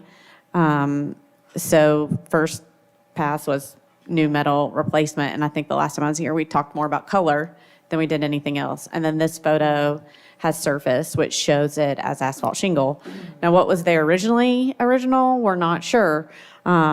We are going to probably poke around some too and find out. It may be that if we submit for our historic zoning approval, we may pull the roof out anyway until we've had a chance to do some exploratory demolition. But if we don't know and we're not sure, Yeah. just some feedback. And I think the feedback last time was that the roofing color, it's just going to show up so uniform. And right now, because the house is just so small and, everything about it's petite, the roof is a really character defining thing about it now. It's like, well, we can't get that green. You can't go buy it. And then we talked about a bronze. We're like, well, that would be a big change for this little yellow and green house, right? I think the shingle is a safer bet when it comes to color. And there's precedent. We have an image of it. It's like, on the National Register, it's listed It as is. shingle. So it's like color-wise and texture-wise, we know shingle can be a slam dunk. Whereas the metal is like, ooh, not that it wouldn't look nice, but I don't think it would come off as charming and historic as it does now with a new metal roof. Right. It's just going to be a different thing. Kathy? Mr. Chair, I would not discourage you from not showing us another option in the metal roof, but because that house is as much green as it is yellow. Mm-hmm. And how long has that metal roof been on there? Quite some time, so it's gotten the flavor of the neighborhood. It's also patinaed, and so I think if you would propose an option as a metal roof, it would have to be something that is convincible, that it's part of the timeline, that this metal roof is there. Yeah, asphalt would be easy. I think that's part of the consideration is that it's known as the cute little metal roof cottage on Fair Street by several people, the owners, the clients, and then some of the people that are on the street too. So I don't want to do it a disservice by taking like, okay, well, let's do asphalt shingle. That's what we have in photographs. It is what makes it a little bit more unique. Well, and I'm not convinced that shingle works everywhere on this. That 112 dormer, It would, not gonna we be would shingle. definitely have to do. So I think, and as the original picture too doesn't, it's really hard to tell, but you don't see a defined kind of kink in the roof on that front porch. It looks like it just goes straight on down. So, I mean, there it is. I like, maybe there's a line there and the picture quality is just different than we're used to, but it looks so uniform that, and we've talked about this on other projects. As soon as you have a joint between the metal roof and a shingle roof, now there's some flashing and trim details, which sometimes aren't that appealing. They're hard to pull off well. All that to say, I'm not sure doing the front porch in metal and the rest of it in shingle is the right direction either. But I know that back dormer is going to have to be Right. something besides shingle, Right. or it won't keep water out. It was probably originally wood shingle, like when it was built. Have you guys considered anything like that? So historically, when we've done all the work through Franklin, we know historically a lot of the roofs around here were turn metal, perhaps copper, turn metal, or cedar roofs. The cedar roofs are a little harder. I think in the past you guys have wanted some historic precedent for that. We did one on Third, turned out really well. Second, but we found it. We found the cedar roofs underneath when we were doing some demolition. We found the original. We haven't considered a wood shake roof on this just because on that project it turned out beautiful, but we had the precedent for it. It's always a challenge every time I've come before the board on the roofs without the original photographs of what was it. It's interesting that at some point in time someone chose metal. Was it for aesthetics or did they find something when they were doing? I don't know. We've poked around from the backside, but we can't tell anything. Metal roofing people love to tell you it lasts 100 years. It's pretty That's not. convincing. Which is why we're here, because it did not last 100 years. Well, shake shingles won't last 100 years. They will not. And they're very expensive. They are. And on a house like this one, you would think they probably used the cheapest material they could find. Which, And asphalt shingles, first came into the market about 1901. and that's what we talked about, is it could possibly been one of the first houses that had asphalt shingles. It might have had it, I don't know. We just don't know. Or turn metal. I doubt it was Could have been turned metal. copper. It's No, I don't think definitely it'd would be not have been. So Yeah. turn metal or shingle would have been my guess. And I Asphalt think, shingle. yeah, the guidelines talk to keeping the historic materials. Well, we have pictures of both, right? And like I said, it's hard to find a metal that will do what this is doing, but be a new waterproof version. But I think to Kathy's point, bring both proposals and let's see what everybody thinks. And I mean, what is historical? How historical is that metal roof? It might have significance. Yeah. It might be a metal roof of significance Well, based on the number of years it was there. Absolutely. And we even tried to date the parts of the addition off the back too when we were dealing with our 50% calculations, because we don't really know when that was built. If it was built in the 70s, we're within our 50 years, but we don't. We tried to find some of that info. But to your point, yes. And honestly, we've got pricing for both the asphalt shingles and the metal, and some of it might just also be a budgetary concern as well, which is why we're still trying to figure out the direction we'd like to go as a team. How old was that picture? Do we know? 1981. That's when it was submitted for historic? Do we know that's when they took it? They would typically take them within a year of it being approved for listing. Okay. So the roof is more Not- contemporary, but it's approaching the 50-year mark, right? Did So you it's ever like- think of of leaving the metal for the awning part and then doing asphalt for the rest, or is that not a possibility? We didn't consider it just because it does read very strongly as a pyramidal style house with that on there. Are you talking about from the shed off the front porch?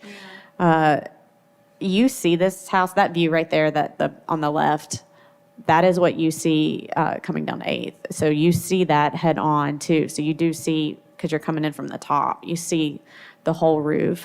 We did not consider doing both at the moment. That's just an idea. Yeah. Anything else? Okay. Thank you all. Thank you so Appreciate it. much. Anybody need a break? A quick break. Let's come back in 5 minutes at 5:51 or 5:52 according to my watch.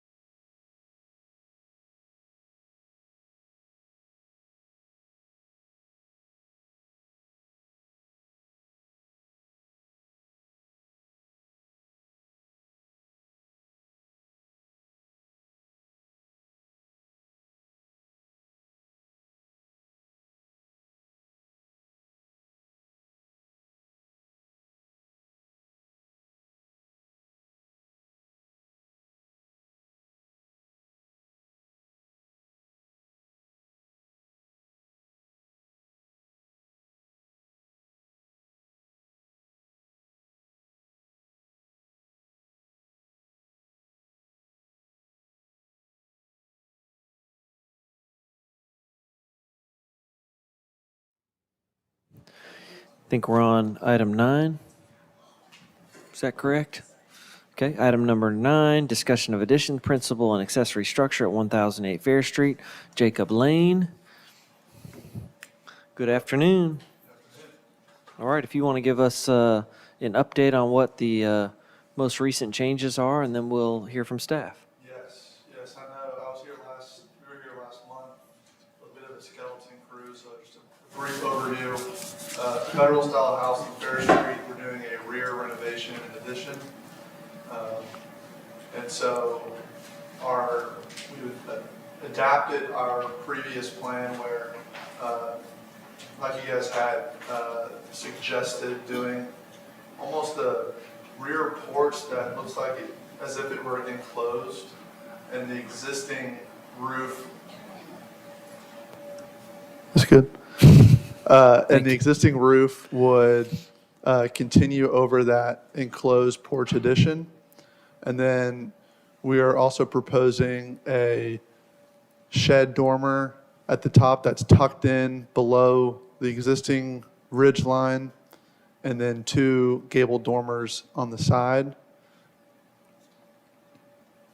And those 2 gable dormers are kind of hidden behind that main massing roof.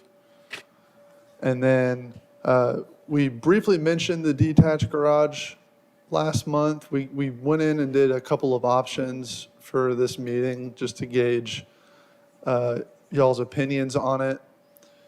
The main goal for the detached garage was to carry that language from the main house where there's 2 existing gables on either side in the rear. And so 2 options that explore adding that, continuing that language to the detached garage. The detached garage is non-historic, and we are keeping the existing roof and then trying to match the existing roofs of the proposed additions based on the slope of the existing roof.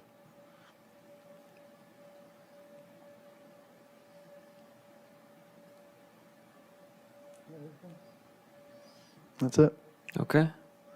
I'm absorbing the pictures here. Okay. All right, let's hear from staff on their feedback.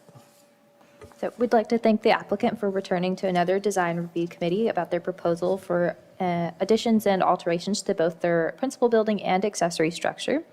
So a unique alteration is proposed to infill the area at the rear of the building between the 2 gables.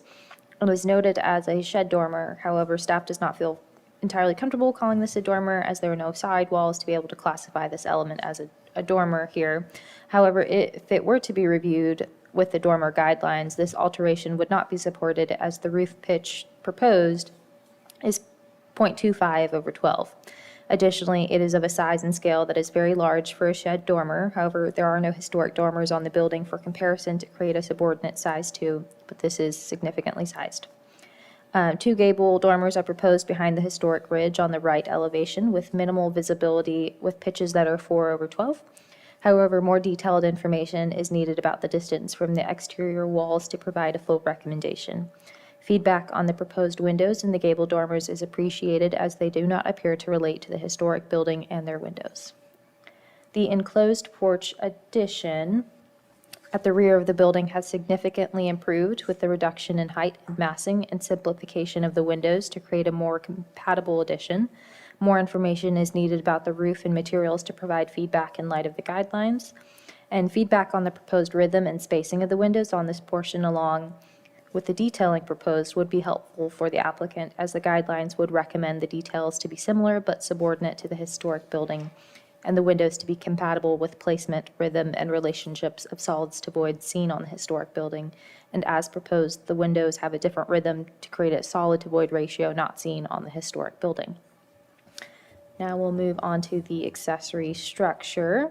There are 2 options shown for the design of the alterations and additions to the accessory structure.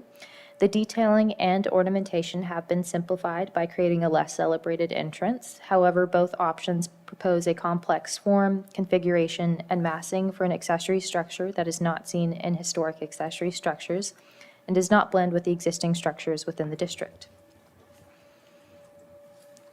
The use of a chimney is not supported on an accessory structure.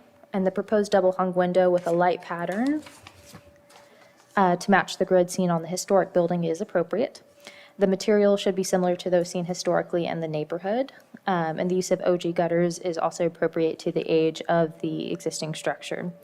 The use of side lights on the entrance relate to the entrance found on the historic building, and feedback is appreciated if it reads as secondary to the front entrance.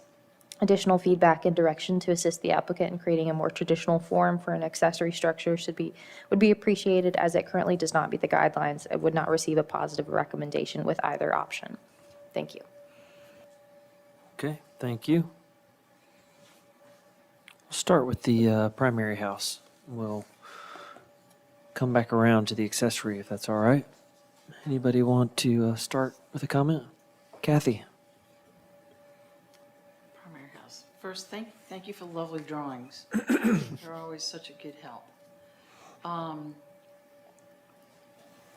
looking at sheet 4. I struggled with looking at this as opposed with calling it a shed dormer. It's like a roof infill. But I get that you're creating like a dormer. The positive thing to me is you've taken the trouble to make it hide below the ridges. And so I think I view it as less intrusive because of that. But maybe entertain a different way to make it more of a shed dormer so that you can address some of these roof planes. Maybe this is the best way that it works. But kind of take a look at that again too. I don't feel the dormer additions, while I understand why you did it, can you not have the dormer additions on the side and still make the space work for you? So I would look at that option as well, because they do look like they don't belong. The closed-in porch, I think is successful. And I think it looks great on the back, so I think I'm good with that. Okay, thank you, Kathy. Anybody else on the primary? Brian? Yeah, I'd like to just address the long dormer, very long, wide dormer. I know it's creative. You have to give it that. And I look at the original, that's a lot of metal roof already that comes in between those two wings. So by just, raising that up a little bit, you still got that. If you were to look at it from an aerial view, you'd still just see that big roof. So I don't know that it detracts from anything. That's kind of what I don't know, just kind of, it's creative, but does it work? I think it works space-wise, probably. It gives more space for the interior. The porch, I think you've done a really good job on the porch. The garage, I just go back to the gables. I think the gables are really interrupting the aesthetic of the way the house works. I'm talking about the gables on the exterior that you can see on the outside. I just don't think that those are as successful. And on the garage, I'm just, when I look at the length of the house and then the length of the garage, it almost looks like the garage is as long as the house. So I'm wondering, where is that part of subordinate come in? Is it still subordinate to the house because of that shape? So the square footage of the garage is 1,356. But do you know the square footage of the house? I mean, what is that? It should be on that site plan on the right. Is it 2712? So that's 2712. So then That's it would that's be with the supported. addition, if the addition were approved. 2712 with the addition, 2548 as existing.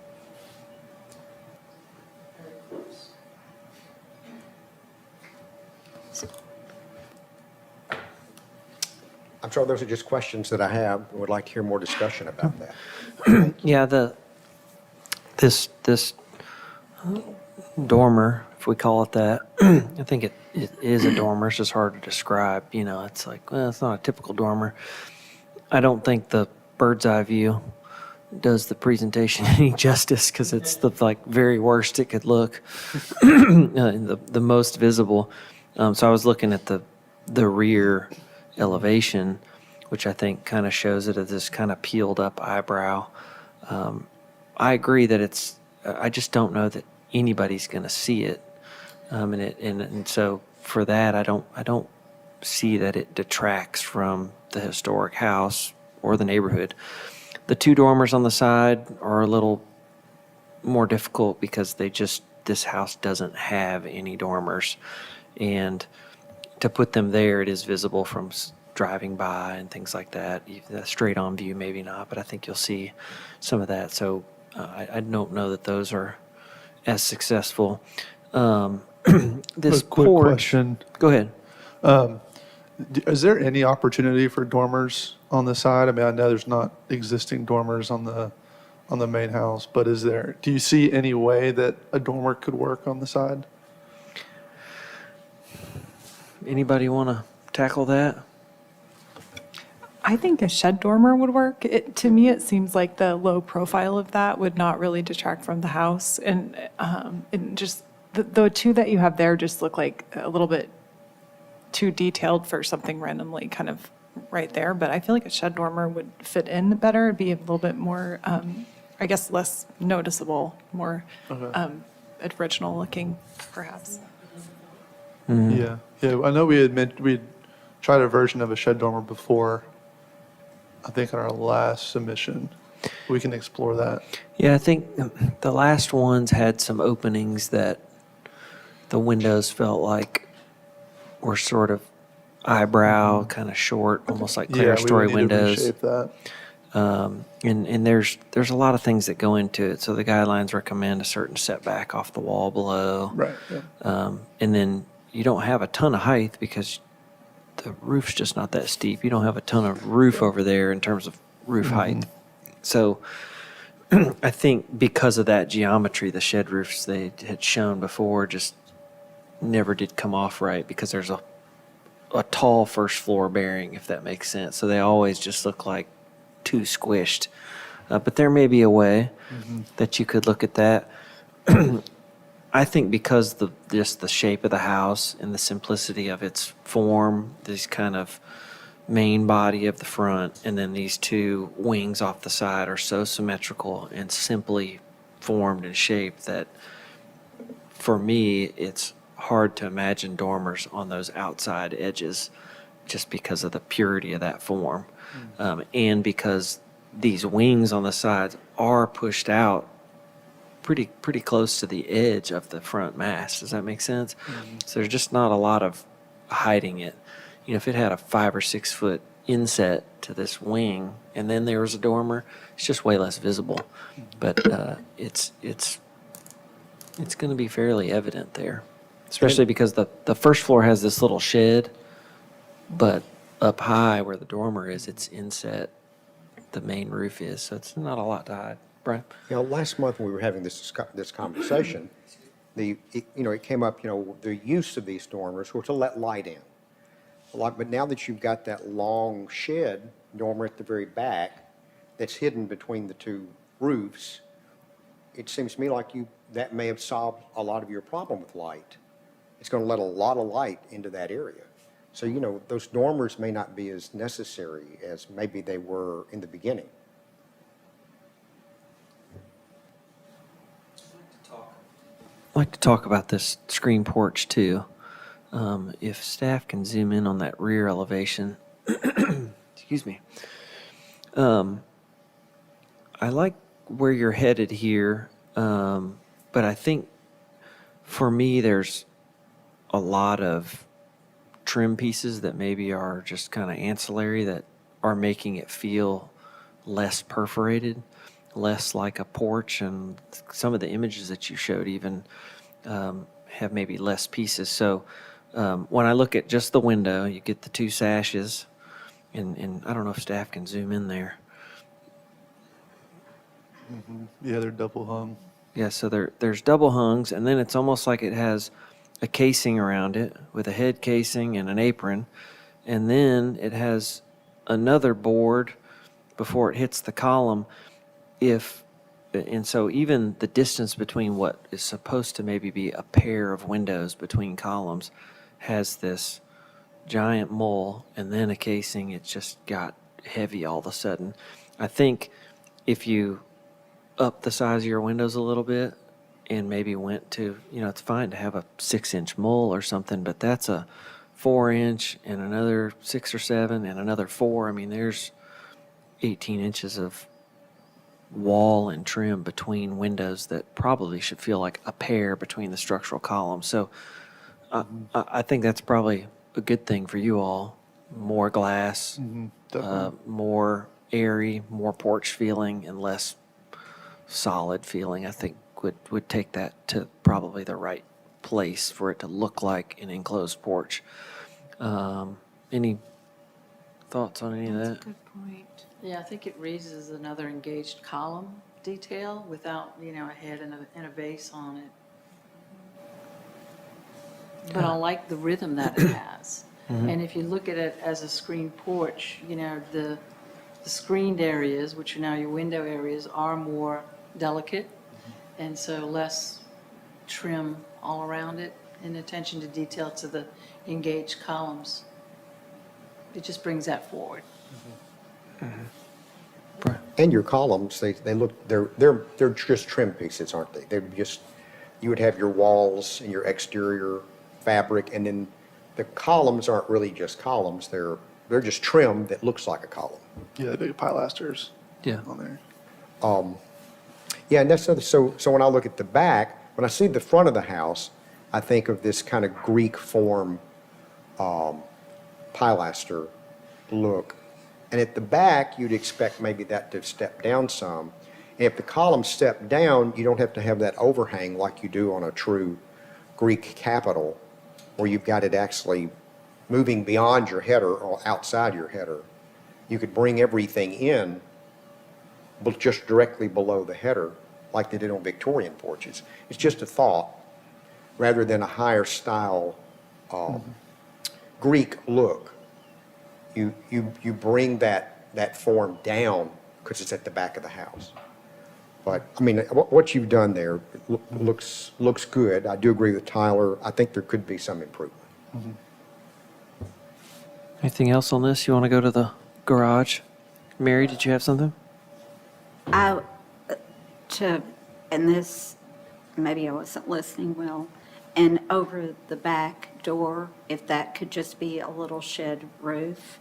I think that's existing, isn't it? Is It's a that breezeway. Yes, that's an existing breezeway. existing, It's cut okay. through. Well, Yeah, I think it's sliced, and so it kind of gives you a view that Well, you don't really yeah. get in If real there's a life. storm. It's misleading. If there's a looking at it this storm. way. One more comment, Mr. Chair, about Yes. this. When we're looking at that elevation on page 5, if you modify the porch window mullion engaged column thing, be considerate of the little windows that are in your shed dormer. Those two need to speak. Right now, you've got them so that they read really well together. But if you change one, consider how it affects the other one. And I would encourage you to get rid of the dormers and come up with a different option. Investigate that. The It's a side tough one. dormers. The side dormers, Yeah. yeah. That's a tough one. I mean, and I thought about that. There would be enough light, like you mentioned, Brian, by the shed dormer aspect, but probably gonna have a wall in there, right? And so you need egress through those pair of dormers on the side anyway, so are they recessed? I don't know. There might be some options to play with that. Like Tyler said, you don't have a lot of roof. They just look odd. We had an applicant come before us years ago on an addition, and they had to have an egress from using, they remodeled to have their attic space. And, the board was kind of, thinking, no, this house just doesn't work with a dormer. And what they put was some kind of a window that is flat to the actual slope of the roof that could open up for egress. It's an egress also- skylight, yeah. And also basically. let a lot of light in. And I mean, that might be an option here without having the dormer. Yeah, would a skylight be a something that would be possible? No, I think the guidelines wouldn't recommend them on visible roof planes, but you have this huge flat roof up there. I mean, I don't know how everybody else feels about it, but I'm like, I don't know anybody, no, on this big shed roof, if it had skylights in it, I don't know that anybody ever know they're there unless you fly over it. What do our guidelines say about skylights? Let me pull them up She's gonna really pull it quick. up. I was not prepared for skylights. Yeah, this was Yeah. actually on the side. Yeah. It can be seen from the sidewalk, but it's to the rear of the house. Mm-hmm. Yeah, and and you can imagine, the project we looked at just before this, like if that's the only option they had, okay, it's on a side. This has this big flat area in the middle that is conducive to skylights and nobody ever see them. Yep. Is the need for egress? Or is the need to let more light in? That'll be a storage area for samples and that kind of thing. So it would be great to have the natural light and a little bit of height also for a little bit better storage. And we have good light now with the dormer at the end of the house, but no natural light on the other end.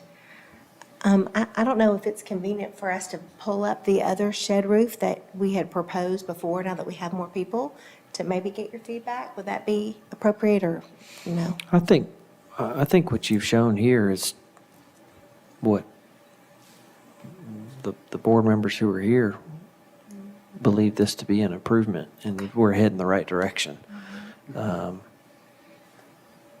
So, yeah. So the skylights, it says, It says to place them so they're not visible from the street. That is the guideline. yeah. Yeah. So like Brian said, we've approved some that were visible, but it was in cases where there's literally no other option for egress, and it's a special case there. This one has opportunities to put skylights other places that might even be more beneficial.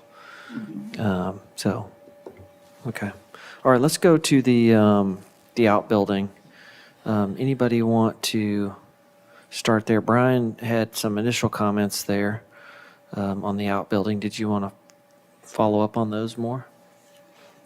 It just basically was answering the question whether or not the building was considered subordinate to the historic structure.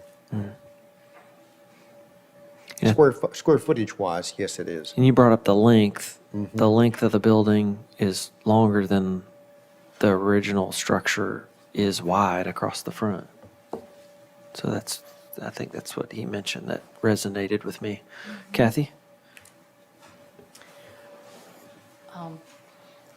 Couple things. I don't feel that the garage addition is subordinate to the main house. I mean, when you look at the two, they're pretty close in size, although it does hide behind the ridge line of the original home. When I'm looking at page 7 and it shows existing left elevation and it shows this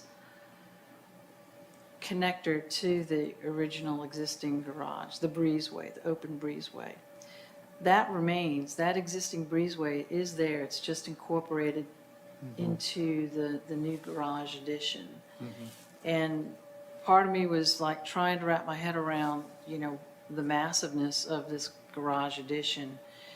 And the whole purpose of that, the breezeway is like this open air connector that gives you this pause between the main house and then the new addition. And so that creates less mass.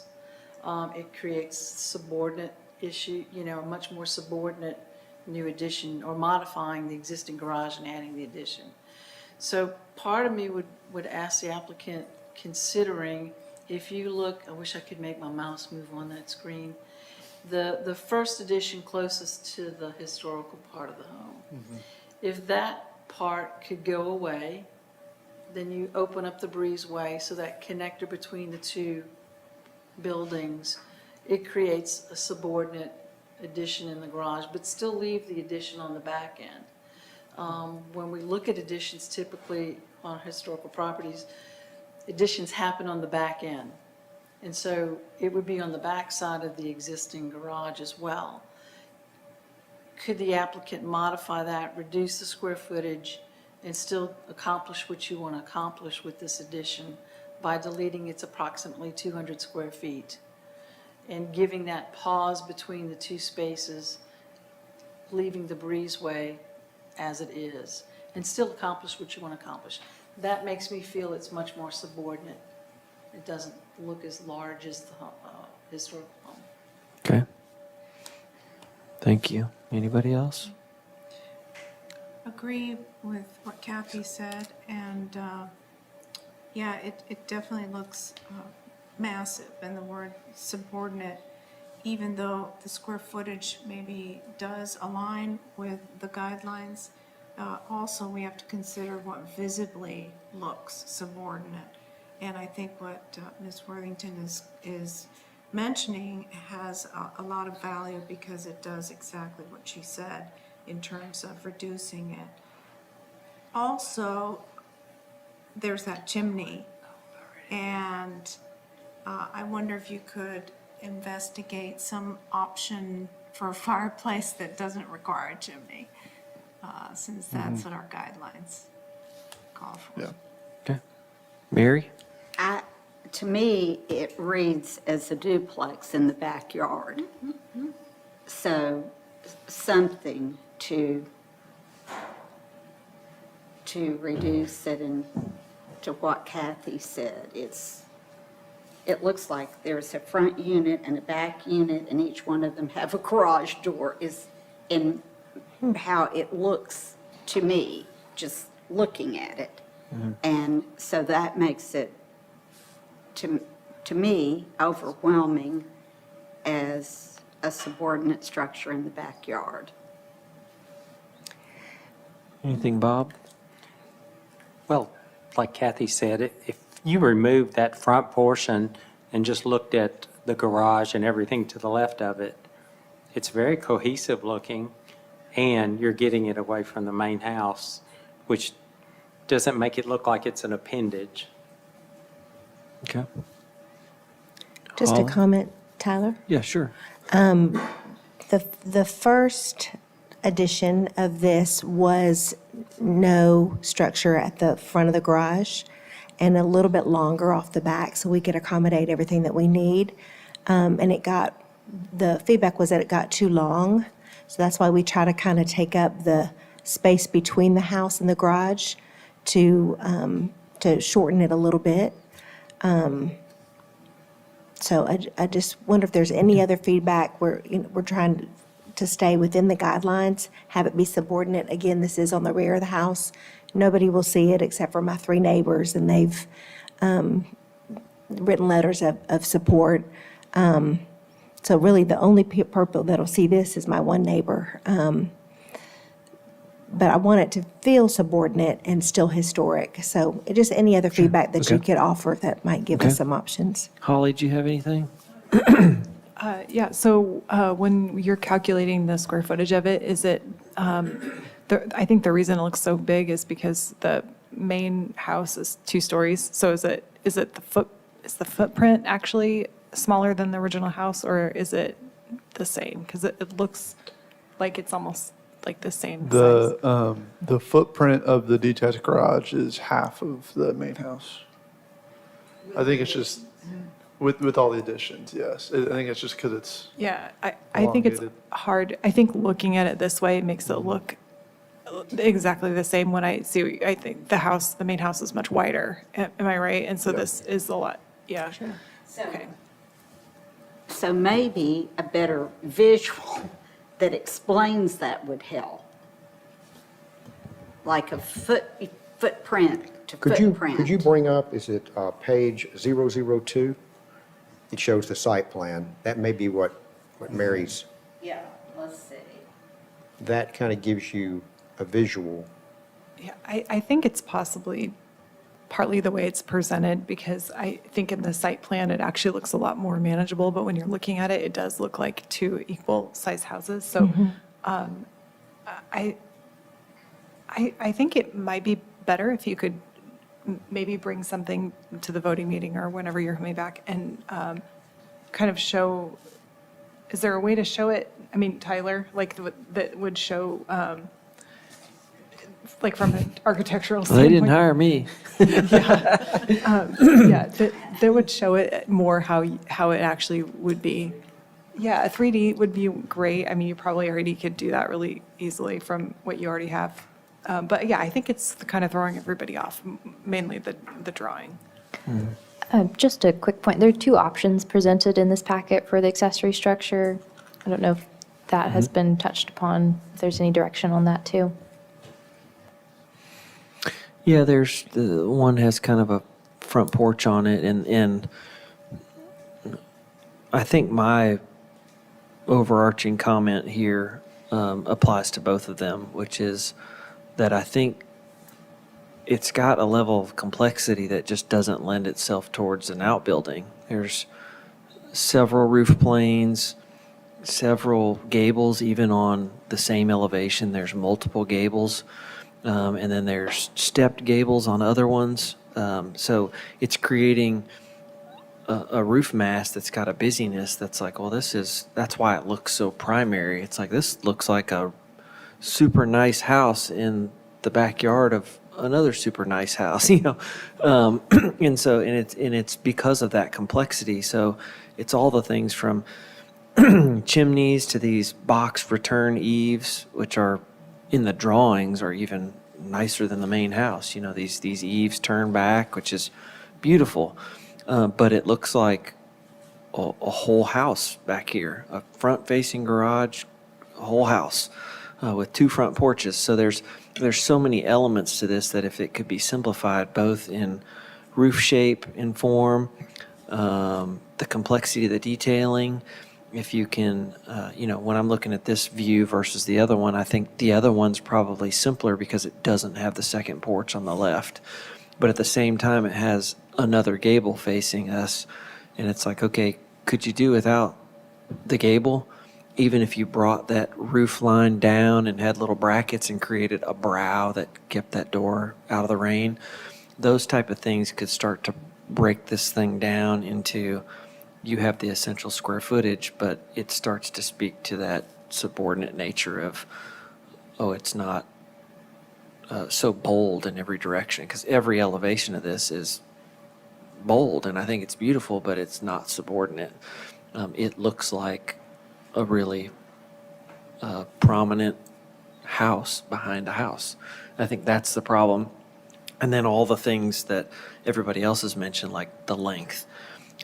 In the straight, the view looking down the property line, you kind of get this skinny outbuilding. I think that's a good thing. That's good. But then when you look at the side, it's really long. It's as long as the main house is wide. So look at this. We have the metrics for the square footage, which is 50%, right? It's in the book. That's great, but we're also charged with making sure that it will be interpreted as subordinate. And sometimes, even though your max square footage is a certain number based on the house, sometimes it can't be subordinate at that square footage because it's just really big. And that happens, this isn't the only project that's happened. Usually when you have a fairly substantial footprint on the main house, this is an issue that we review. So I would try and compact it. All these little offsets that you've done to break the roof down into little pieces have maybe contributed to being too complicated. If you don't have any offsets, it's going to be too much common roof mass, I think. So find that middle ground, but right now it's 1, 2, 3, there's like 14 outside corners, and it shows in the roof, right? So just simplify. And Mr. Chair, I just took some paper. It is the length of the main house minus the porch. So that is the difference in the two lengths. And then it appears to project out from the front house. So you get a glimpse of it from the road. street. Mhm. So I think, Yeah, and that elevation that you do see looking down the side of the property, at least that's the skinny side of it.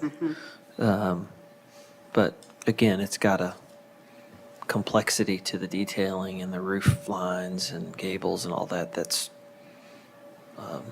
as the cool kids say, extra. It's extra right now. And it really, Option B does reduce the roof mass, which does help. You know, maybe if the porch could come off the back and you had a stoop cover instead of the porch. Yep. You know, you could be there, you're bringing everything down a little bit, but you're still got some of the same form.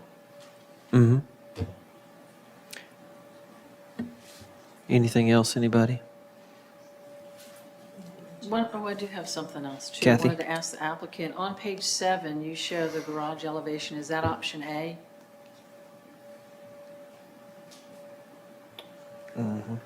Yeah, Is that your preference, A? no, we had to show one of them for the full length, so I just chose option A for that Okay. one. I don't have a preference one over the other. Well, A would be my preference. But you also are showing that additional gable on the existing garage. You've heard the word simplify. Does that need to be there? I know you're identifying the 2 garage door openings, so consider simplification. Yeah, I mean, would it be possible to do the gable over? We're just trying to, well, I mean, one of the ways, because if the existing roof of the detached garage does not really match anywhere on the existing house. It's a hip roof. And so we want to try to incorporate elements from the main house into that detached garage and make it look at least a little prettier than what it is now. Is there opportunity for a gable, or would that I be mean, considered? the garage is non-contributing. So to do a new roof form on it is something that would be within the guidelines. Is that true from staff's perspective? Because it is listed as non-contributing and it's not historic, the guidelines would recommend that alterations improve compatibility to the historic structure and buildings that it's around. So changing the existing roof form assisted in that and created more compatible form that would help them. Okay, yeah, so short answer is yes, that is a possibility. If this were a, 100-year-old garage, we'd have a different conversation about that, but because it's not, I think that you could even tear this thing down and do a different one based on that same feedback, like a totally different little building. Take that for what it's worth. But was your question, right now you've matched the gable that covers the 2 garage bays with the gable on the garage. Were you asking if you could take the pitch that's on the house and bring that over? Is that what you? No, just the gable form, not this gable pitch on the garage matches the existing garage pitch. You're talking about redesigning that existing pyramid roof to be something different. Yeah. All right. Well, hopefully you've gotten some feedback. Anybody have anything else on this one? Okay. Thank y'all. Hopefully that was helpful. Yes, thank you. Thanks. All right. Item number 10, discussion of new construction, 1855 William Campbell Court, Lot 11. And there was an A and B, but the applicant wants to just discuss B. So let's focus our attention there. Ms. Lombard, if you want to give us what the latest and greatest on this is, that would be wonderful. Absolutely. So I think we'd been in here a couple of months ago looking at this, and the general feedback was that it was too big, am I looking here? Too big, too tall, and that we might want to look at some different Queen Anne precedents. So that was kind of where we started, was pulling in some precedents around town. I think we kind of landed somewhere between a brick Queen Anne and potentially a little bit of Italianate in what we looked at, but we felt like there were some really good examples of that might apply to this house. So the biggest changes are we really looked at how do we pull back the scale, how do we pull everything down and in a little bit so it just didn't feel quite so massive. So the overall floor plan has been reduced significantly, and we also just looked at how do we really pull that massing back and help, we got rid of large gables at the front and the sides. We went for a hip roof just to help kind of reduce the feel of that massing. We're curious to hear. We also dropped at the rear of the home, we dropped back to, it's not a two-story around the sides. We went to one story around the back. We do have a two just where the garage tucks under, but on the other side, it's truly just a single story, and that plate height came down. So, I mean, it's a lot of change, I think, from what we had shown previously, but the goal really was to pull things back and to sort of simplify the detailing a little bit. But you can see there, it feels significantly smaller when we put it next to the mansion. So we felt like that was pretty effective in reducing so that it didn't feel overpowering. So would love to hear y'all's thoughts Okay. and comments on the new Thank you. direction. Thank you for that. Let's hear Elizabeth's feedback. So thank you, and as has been noted, they withdrew option A from discussion, and this evening we'll only discuss option B, the Italianate influence design. This is on lot 11 of Magnolia Hall, which will be the most highly visible in comparison to the historic home, as the building will be visible from 96 Glass Lane and from the western portion of Boyd Mill Avenue from Jim Warren Park. The guidelines recommend to design new construction to be compatible with massing, height, proportion, scale, and architectural features of adjacent buildings. New construction should complement rather than detract from the character of historic districts. While the front of the building has a height of 27 feet 6 inches from grade, the rear will have an additional 9 feet and 9.5 inches for a total height of about 37, which is greater than the historic building, which is 34 feet 9 inches. Additionally, the front and sides of the building will read as 2 stories and is not recommended, as the remainder of the buildings read as 1.5 stories and are subordinate to the historic Magnolia Hall. While there have been a variety of porches and screened-in porch elements approved on other homes, the proposed front entrance to the porch, the entire porch, and the screened-in porch on the side are visually competitive in detailing to the historic building and are not entirely compatible with other porches approved, as it appears to accommodate a second-level porch on the front facade, but additional clarification is needed if that is an entrance on the second floor. The guidelines recommend to make new buildings compatible with adjacent buildings in porch configuration and placement, using the design, location, and height of adjacent buildings on the blocks as models, and architectural details should complement but not visually compete with the character of nearby historic structures. The home will appear as visually competitive, as from 96 the house will be viewed from beside the historic building, both Italianate-styled buildings with similar detailing, including the roof forms, windows, and flat roof porches. The proposed garage is not physically detached and does not have the appearance of being a detached. An accessory structure should be subordinate in placement, size, mass, and intricacy, and be shorter than the principal structure, and attached garages should appear detached.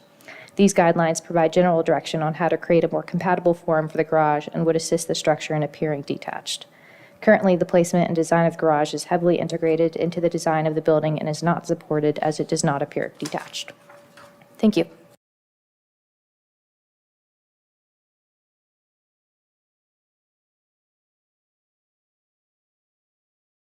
Staff brought up, and like the flat roofs, and is the front entry, does that have flat roof accessible on top of it, or the intention to?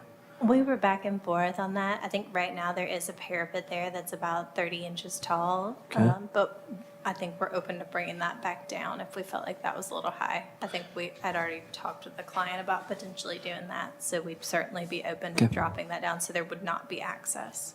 And then onto the that. the other one with this fireplace sticking up.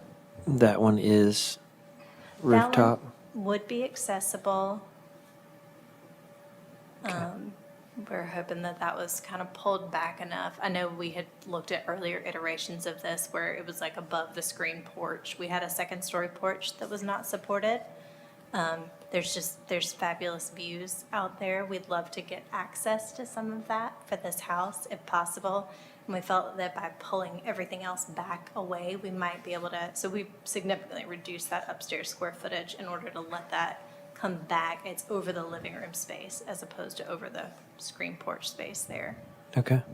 And also just another thing to point out on this lot, I've got 9 feet of fall between the back corner and the front of the lot. So we're working with a lot of grade overall. Okay, thank you. All right, let's hear from some of the committee members here. Lisa, you want to go first? Well, yeah, it's just that we have to be so careful because this one is in a very significant location in relation to the historic building. So it's still, I mean, I have to agree with staff on the analysis about the mass, the fact that the garage is attached, just overall in general, it just competes with the mansion. Even though you've done the due diligence of reducing the size, it's still massive. Okay. Anybody else? Kathy? Looking at these 3D renderings too, just right off the bat, what strikes me is the entrance into it. It almost reminds me of an Arch de Triomphe. I wouldn't mind living there, but that looks a little bit out of scale for me. I do love the drawing you did to show how much you did reduce this compared to the mansion. So thank you for that. That is significant reduction. And then also when you turn around and go to the back, what's a ghost line in that is the roof of the garage, right? So I would imagine that as part of the massing on that. It's a very faint line there when I look at that. So it does add a little more meat to it when we add that garage in there. And if there is some way you can reduce the garage further and give it a nod to a separation, whatever that might be, if you could reinterpret that. Those were two of the biggest elements. Can we go back to the 3D renderings, please? Yeah. The bottom left image right there too. That form in itself just doesn't seem to fit. The roof pitch, I mean, it's just to the garage. The weight of that just really draws away from your front elevation. And I know we wrap around on this side, but I think this is just a much better rendition. It's just not quite there yet. Those are the two big elements that strike me. I think you've hit a good balance by not doing the porch on the arch entry, being able to, the parapet's kind of low anyway, and so if you're reducing that form in itself, it's not going to be people. But I love the fact that you're trying to offer the views with the other porch that's over the back side of the house or the side of the house, over the pool and all of that area. So I think that's handsome, and I'm glad you kept that. It adds a lot to the house. Okay. Thank you, Kathy. Mr. Mary? Chair, I feel like this house is just a very heavy house. It's a pretty house, but it's too heavy. I think taking the cues from the mansion with the arch windows is a mistake. This has a lot of earth movement to it that is going to, I think, further make it's going to look like, to me, a house that just kind of sits up because of all this retaining wall. And that makes me wish that the house were a very quiet design, give up some size on it. It deserves it. We're building houses on the front lawn of one of our iconic properties, and I just don't think we need to forget that. I think if you drive and look at the project, this deserves some Special calming attention. down. That would Okay. be my feedback. Okay. Bob? If you look at all the inspirational photos you have, I would look more at those. The front is nice, but I think this kind of monolithic entrance doesn't help it. I think it kind of, I mean, if it was done in, limestone and decorative brick and, things to kind of soften it or give it a little more importance, but I think that's just a big screaming entrance. And I'm paraphrasing Tyler, but it looks very bricky. There's a lot of brick, and I think the brick overwhelms the site. Well, I just got to say this, Mr. Chair. Every one of those inspirations are everything this doesn't need to be. Those are our iconic, high-profile homes. And to me, we need to give some respect to Magnolia Hall, and this does not need to be any of this. So I would ask you to consider not taking a nod from these. Okay.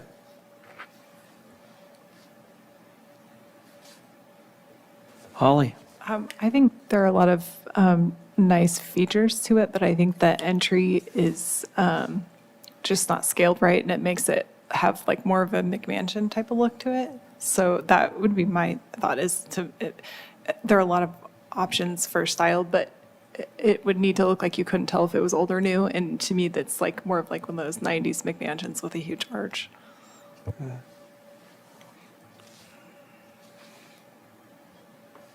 Nothing? I've heard good comments. I don't think I need to make any more. Yeah, I've looked at this really closely, and I keep wondering if the positioning of the house isn't the best it could be. And I keep wondering if the driveway and garage went inboard, and from 96 and the lake and all that, all you saw was house. There's no garage doors over there. We can probably accomplish a detached garage look, just like all the other houses. It's always, you pull past the house and then it's tucked behind. There's no opportunity to do that here because it is the corner. It's an internal corner, but from 96, it's the corner. And what does that maybe provide for you all? Because you think, okay, now if the garage is up there, maybe that square footage goes away, right? That's tough to inject 3 cars into the back of this house. But what it might afford you is now all of a sudden you could have more courtyard on that backside. Does it offer opportunities for walkout basement and things like that you maybe don't have in this scheme, but that could be masked by some of the landscape work? I'd love to see a lighter touch on the dirt, because how we interpret the mansion is, it was an agrarian setting, right? With this grand house in the middle, this family's domain that they took care of. And now there's going to be, in this proposal, there's 3 or 4 layers of wall. There's like foundation wall, then another retaining wall, then the pool wall, and another retaining wall. Then we hit this motor court, which is the road, and I think there's more retaining walls off of that.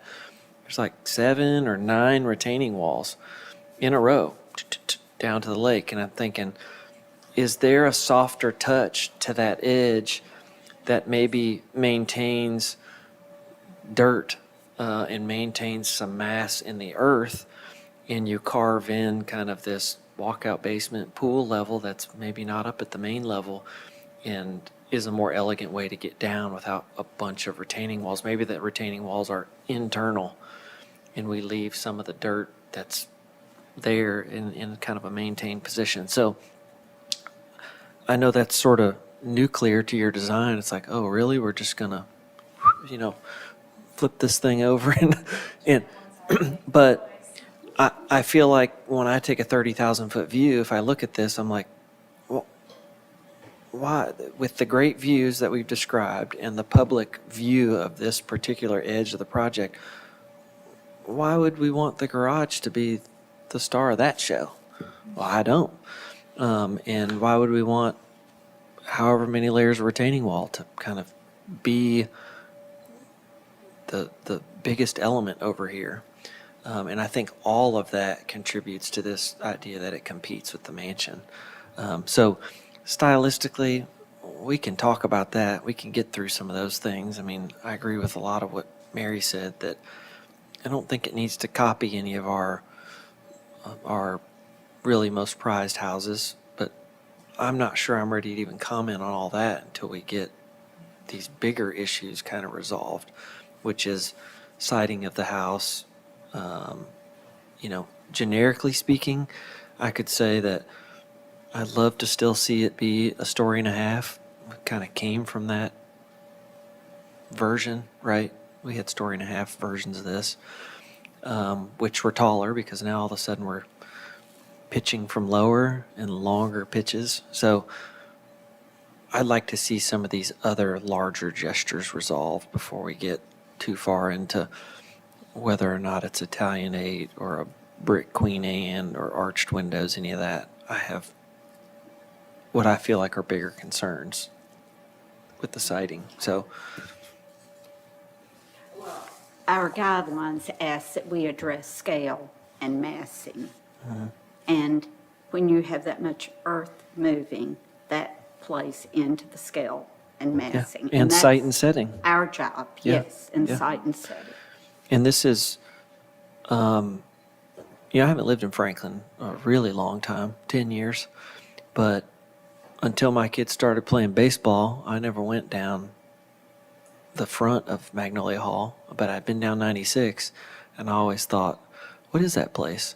I had no idea, but that's most people's experience is from that side. And so this has to be very carefully considered as to what it looks like. And I'm pretty sure you all have the whole neighborhood in 3D. I would love to see, when we get far enough along with this, what does this look like from 96? Like, can I see the two in perspective next to each other? It's going to tell us a lot, I think. I mean, and I know you have them all in 3D. I don't know if they're all in one big file. It looks like they might be. But if you have it, please share it. Make a big difference for us because, 2D does certain things. To some extent, it's not, I appreciate all the feedback. I know this is a tricky one at the end. I mean, to some extent, with that, we're not moving dirt at this point. There is 8 feet of fall across that site. Yeah. There's not a ton we can do about that. Like, that kind of is what it is. Sure. So I want to be respectful of that, but also keep in mind that there are certain limitations to this one, that there is fall across that site, even if we don't touch it or retain it. Yeah. right? And that's the part of the challenge, but I think that could really play in your favor is that, you can start on the high side with all this driveway and garage things and totally conceal it. But this particular lot gives you opportunity to come out the side of the bottom, which none of the other lots do. And I would much rather see some walkout, nice basement thing, whatever it is, than look at garage doors. And I know that in creating all this garage that's, it's not subterranean, but it's drive out, there's going to be some walls. And that's what's adding to this kind of mass. It feels like the base of the house because it is. And now all of a sudden we've got layers of base that are just ongoing. And like I said, there's more of that retaining wall that keeps coming in front of this cul-de-sac. So, you know, anything we can do to minimize that and make it more, even if some of this house pushes out this direction and addresses the corner more. And I think that's what, you know, you look at the brownstones. I mean, I think, did you all do the brownstones? We did. Oh, well, it's like those all address the corner nicely. They're urban feeling, right? This doesn't so urban feeling, but I'd rather address the corner with the house and entrance and it feel like it holds a position of importance, but hide all the things that are adding to the mass. Because 3-car garage is the biggest thing on this house, bigger than all the living rooms, porches, pool deck, 3-car garage. And that's every house that has 3-car garage. It's the biggest thing. I don't want it to be the star of the show. And not saying I don't think it's star of the show here, but it says something about what's on top of it. And all of a sudden the massing gets big. I mean, this bottom left corner picture here, it's all garage is the star of that view. And the building that sits on top of it is set by the garage dimensions. So, and then that roof that sits on, it's like, whoa, that's a whopper of a piece of roof in comparison to what's supposed to be the main part of the house. You know, that whole subordinate word. So if it's supposed to look detached and subordinate, this doesn't do it yet. So, okay. You have something, Kathy? Go ahead. Kathy had her hand raised. I will say this, though. I can appreciate that you have paid respect to the site. I went back out there a few weeks ago and got the feel for that slope on that particular lot. And it is the most slopey. That's part of that property. So I'm happy to hear you flipping it and not excavating the dirt, but minimizing the new build on it. So hadn't really thought about what you had suggested, Tyler, with rearranging the garage. So is that something that is a kind of another option, yet still maintaining respect to the site, Maybe. to that slope? Because that is what that property's about. Yeah, go ahead. Yeah. I'm a civil engineer too, and this is by far the most difficult site because where you see that FFE is the only way I can keep the FFE from flooding. Sure. From all the drainage the way we were required with the stormwater regulations and the cross slopes of using bioretention, we didn't put any stormwater in a pipe on this entire site, which is almost impossible to accomplish in any modern subdivision design and format. So that FFE triggers almost, not only are we dealing with the 9 feet from front to back, we're dealing with over 7.5 feet across the front without me taking anything on with it, that FFE. So we set that FFE, we actually regraded the uphill lot as much as we could because as you know, we're coming down to meet with the pond without creating, y'all have seen the wall that we had to put in, and that was trying to find a balance of that wall was a big concern of everyone from actually seeing from Grass Lane versus being able to lower it enough, which we wanted to do, plus the sewer regulations that we were required to meet. So this lot had like 4 things of every iteration that people made. So the FFE, and the reason we used the retaining wall scenario and stepping it was so that we could landscape each step, and that's why we shrunk that footprint so much. Because I can't, my biggest challenge is if I drop that FFE down, now I'm burying that main level that you're walking in upwards, and it would look really, really awkward coming down that streetscape. And so that's part of, then if I turn, and I listened, I'm so sorry, I was held up in traffic, there was a wreck.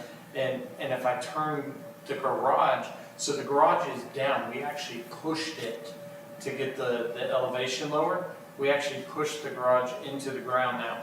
So we don't have positive drainage out from the garage. It's actually, we went and maxed it out as much as we could to go down. So when you're on Boyd, and we could actually demonstrate with this plan with a PVC pipe and mark it, you're gonna be the garage doors would be below looking out on Moy. And then if you look at 96, even in the winter, we can't touch that area, you can't see through it. So this house isn't seen from, I mean, you can't even see in the winter with our lights on in the fountain, you can barely tell that we have fountains going out in the pond. It's just much, much darker and much denser because that's a no-touch buffer area. It's in the riparian, so we can't do anything to it. The road right-of-way can't do anything to it. It's a permanent blockade back to sea. Now, you could see across glass, no question, but you're going to see that corner. But those are some of the things. Hearing your feedback's really good, but to turn that garage now, it's still going to, the FFE, I'm trying to figure out how to not make it look so awkward coming down. We were talking about flipping the whole house so that you go down between the houses and the garages on the first level. Which I think would honestly decrease the footprint. I think that's a super interesting idea, and I'm kind of curious to think. So not Put the garage on William Campbell. mirror it just like all the other houses. You drive between the houses and turn into your garage.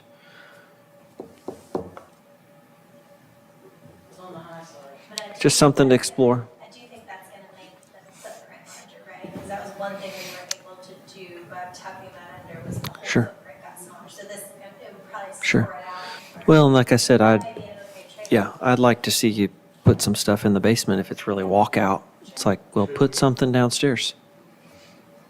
That it's a really deep lot, Mhm. so we want to be careful not to make that elevation get, I'm thinking about it could read very long. It's reading long. Well, it's already from Yeah, stem to stern anyways. Yeah, it's a long. Yeah, okay. All right, any other feedback, anybody? Guys good? All right, thank y'all. Appreciate it. Appreciate it. All right, item 11, discussion of a preliminary historic zoning commission recommendation and modification of standards for a mixed-use development at 318 Franklin Road, Harpeth Village, PD.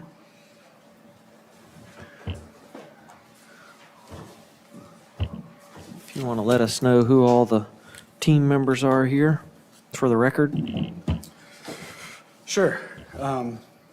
My name's Drake. I'm with Gamble Design Collaborative. I'm landscape architect and urban planner. And we have Meredith.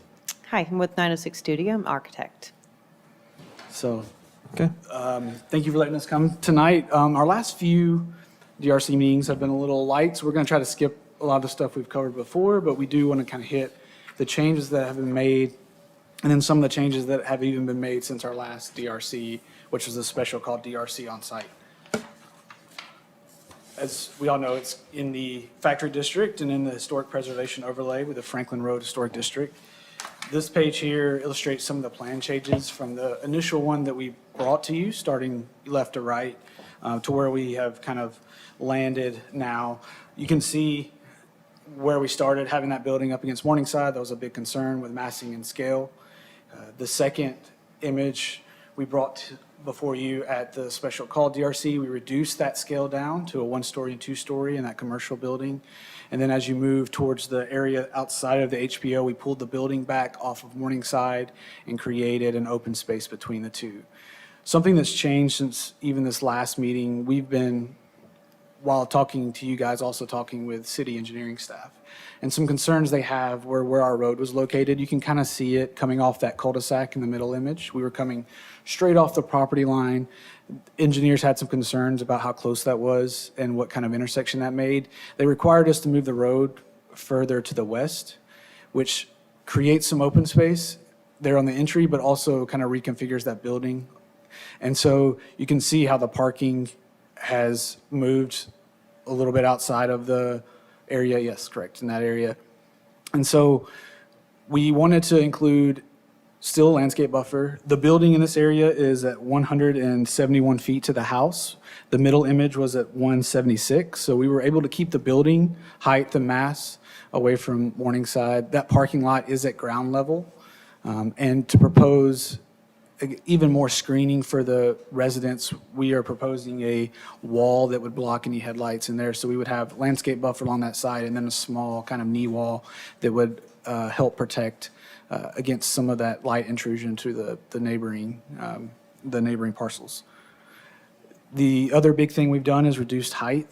From our last meeting on site, we talked a lot about the district that we're in the factory district, and comparing our buildings to what the factory hotel was approved for and that 10%. So we included kind of the changes in height up there in the top left. You can kind of see how we started 4810, and we've reduced it down to fit within what the factory district, what we feel like would fit within the factory district, both with the hotel that was recently approved, and then staying below, of course, Jameson Station on there. Yeah, I just wanted to add, I think that was a requirement last time, that you said you didn't want it to be taller than the hotel, and the hotel's 4211, and our tallest portion of Building 2, which is that longer building that we looked at last time, is 42.6. So it is underneath the height of the new hotel at the factory. And we have some visuals on the next slide of that. So, and we'll get more into the architecture as well when we kind of have some 3D views, but this is that longer Building 2, and it's just kind of showing some different heights, and even the ends of the building that are the tallest are 42.6, and then we kind of dropped the parapets down from there as we move along the building. And I think we should, yeah, okay, go ahead. The only other piece I wanted to mention on that is that we are seeking preliminary recommendation to the Planning Commission and Board of Mayor and Aldermen. In terms of massing and scale, we understand that elevations are going to work through. Meredith, in the short time that she was given, worked up some new elevations to try to take into account some of the suggestions that were made at our on-site meeting as well. But we're trying to understand the massing and scale, and I think one of the concerns was if you don't show us elevations, it's hard to really feel that massing and scale. So that was one of the things we wanted to hit on. You can see the site breakdown on the next page, which we had talked about previously, and then you can see some of the context images if you want to talk about some of those. Yeah, so I wanted to talk about some of the different character. We kind of talked at length about Building 2 and how to make that really fit within the context. I think this is a good slide to kind of show that too. So you can see the corner on the bottom left. So we've really taken a lot of things into consideration with having more punched openings and more brick detailing. And then I think we really offset the first floor retail by having kind of a colonnade, and then that sets that retail apart from the townhomes above that. And then we have some connector pieces that bring in a little more of the modern element, and I think that was brought up last time too, that you wanted to see, so that it, stands its place in time, but still relates to the factory district, but it doesn't look quite so industrial. And I feel like this looks more like the image from the Envision Franklin that you guys were attracted to, that, brings in more of the punched openings and those kinds of elements.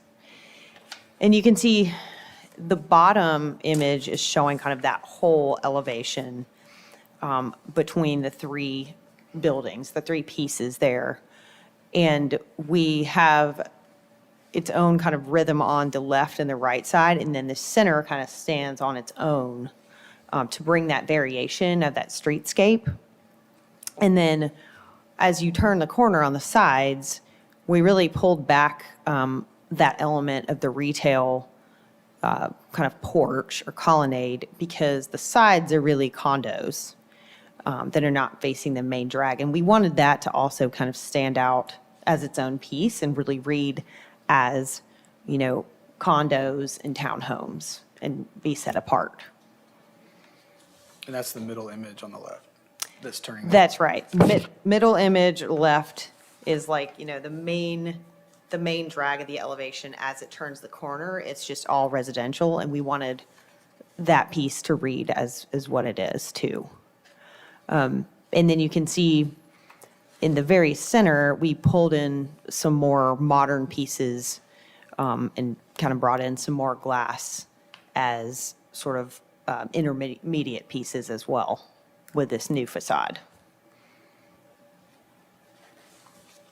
If you want to go to the next two slides, I think we've seen about the new plan and how it relates to the houses along Morningside. And then if you go to page 20,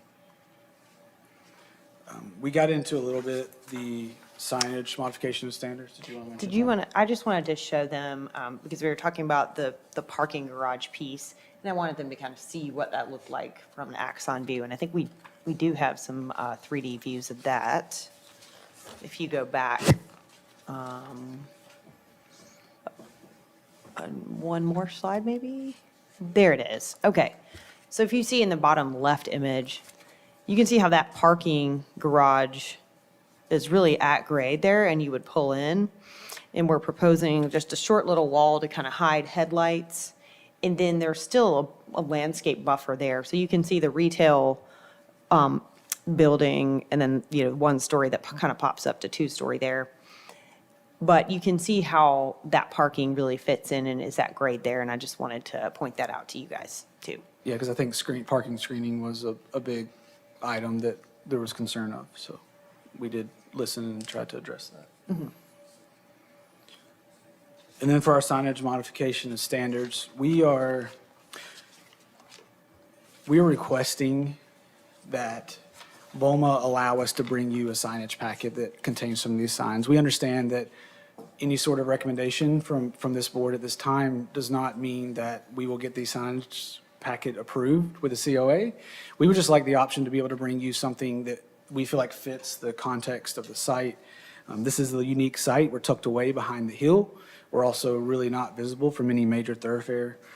So we went over some of these modification standards, but I'm happy to talk about them in more detail and get thoughts on that. But I did want to, I guess, bring up the fact that we understand that this would just allow us to bring something before you that may or may not get a final approval of the COA. Okay. Thank you. Let's hear from Elizabeth, please.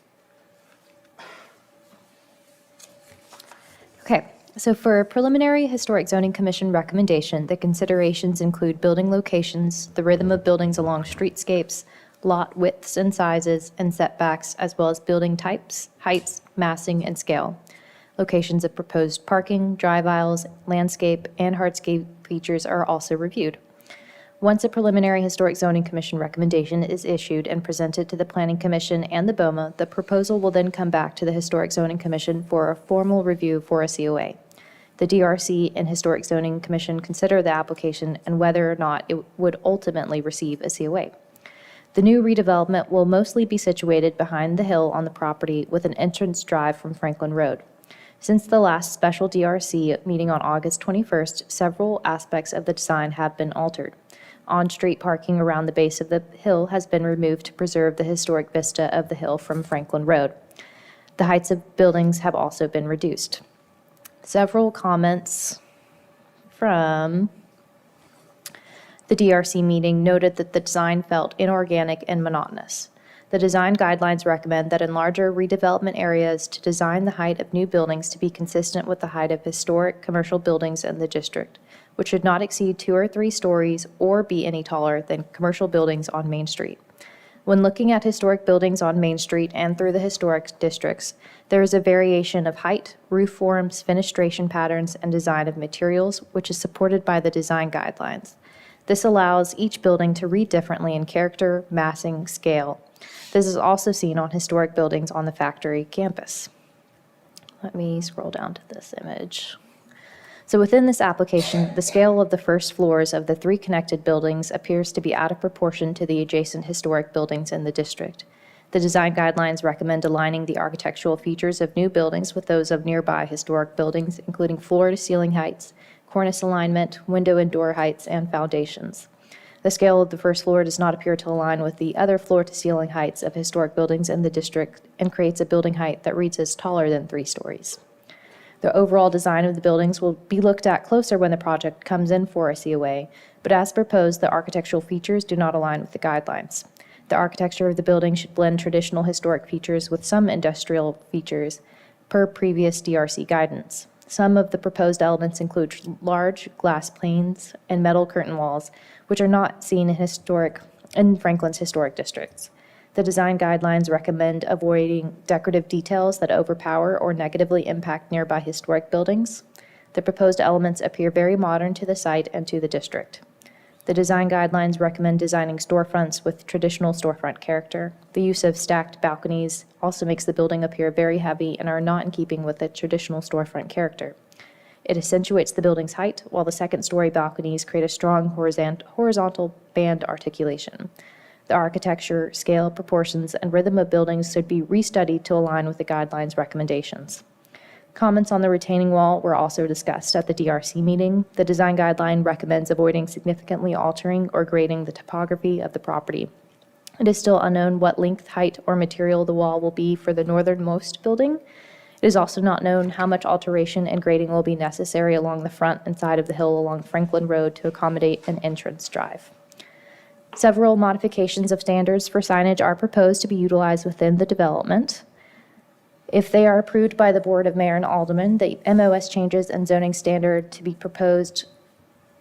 The MOS changes the zoning standard to be proposed language and opens the door to allow Historic Zoning Commission to consider certain signage not in their guidelines, but all signage that does not meet the guidelines would still require a COA issued by the Historic Zoning Commission. This does not guarantee approval of a COA for signage. It appears that the signage MOS requests have remained the same since the July DRC meeting.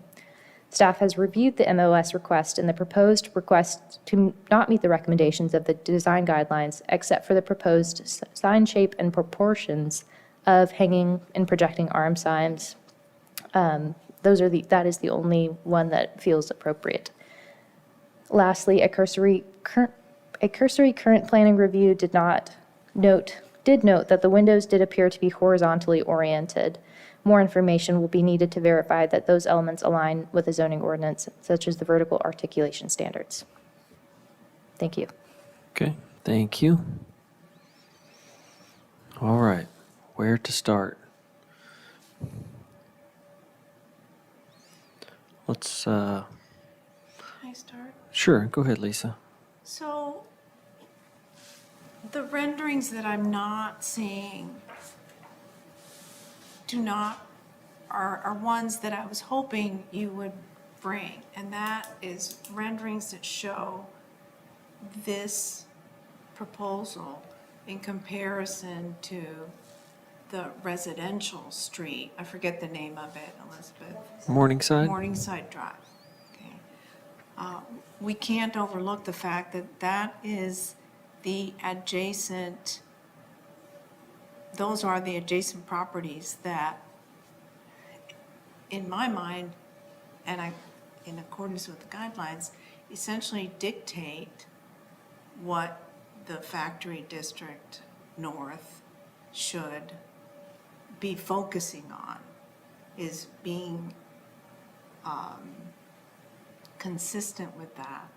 Again, it's the context that doesn't seem to be addressed in the presentation as much as I was hoping. Well, I think the building is like 171 feet away from Morningside. We've tried to kind of pull everything back from that because it is a different, I mean, that's a, single-story residence, Airbnb property. And it's just very different from what we're doing here in the mixed-use elements and things like that. And we have pulled things back off of Morningside Drive, so I don't know how else, if this isn't also a residential neighborhood, I don't know how else we can address that other than try to be respectful by proper screening and pulling that back off of it. Not to mention the smaller commercial building, we did go to a one-story, which transitions from Morningside. That's the building that's closest to Morningside. Starts at one story, goes up to two-story. I think the height on it is I have that somewhere. 22 feet to the top of the parapet, Of course, we don't have a scale out there Morningside, but from Google Earth, the best we can tell is it's about 19 feet to the top of the gable of their roof to the adjacent existing ground plane.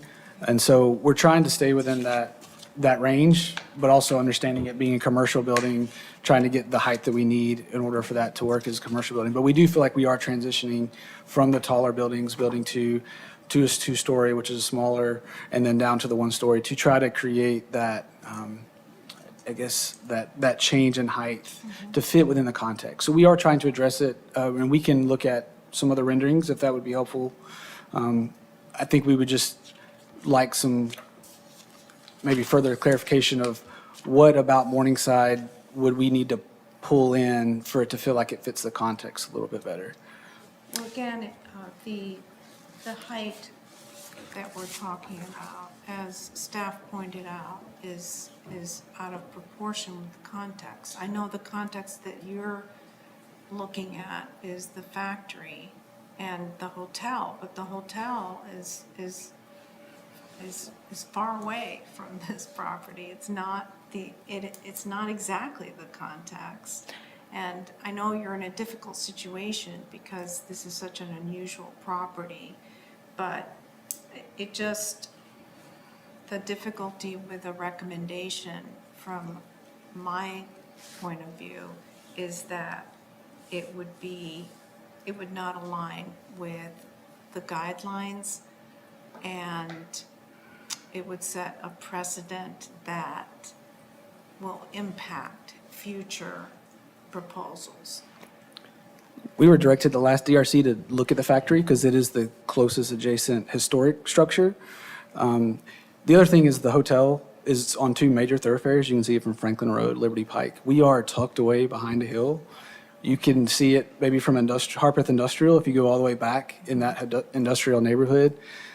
We understand Morningside. We are trying to be sensitive to Morningside while also understanding that Envision Franklin is asking us to look at the context of the factory, but also that Envision Franklin has for Morningside that those last buildings are not even required to be remained if any plan were to come through. And I'm assuming that staff made that recommendation also when they were putting forward Envision Franklin, that the first two buildings along Morningside would have to remain in that to keep the context of Franklin Road. But if and when that area were to redeveloped, then those last structures would not be required to remain. I think we're trying to balance those two things together, so I understand that concern. And we're just trying to figure out how to toe the line, I guess, between the two. Yeah, it's not easy. I just wanted to give you my feedback. And I would say, Mr. Chair, Mary? you're saying it's not taller than the factory, but you're taking the roof and, you're taking the pitch and then doing this, which makes it read much taller. I had proposed last time when y'all came some more variety in the building forms. So there again, taking the inspiration and heights from City Hall and the Harpeth Hotel, which in historic communities, the downtown hotel is generally the tallest building. I've looked at that a lot when the hotel was being built. So I would like to see different forms, and I would argue that when you bring a roof flat, the massing of it changes compared to pitched. Yeah, that an eave condition is different. Can you say that to clear Yeah, I than I'm understand. saying it? Yeah, when you have a pitched roof, there's a low end of the eave and there's a ridge. And to take the highest ridge of the factory and make it a parapet is more mass of the same. Okay, yeah, I understand that.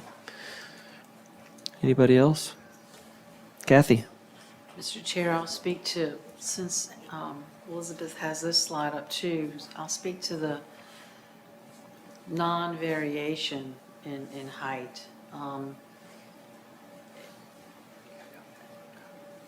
When considering the factory, we have a lot of variety in the individual little buildings that interject into the total mass of it too.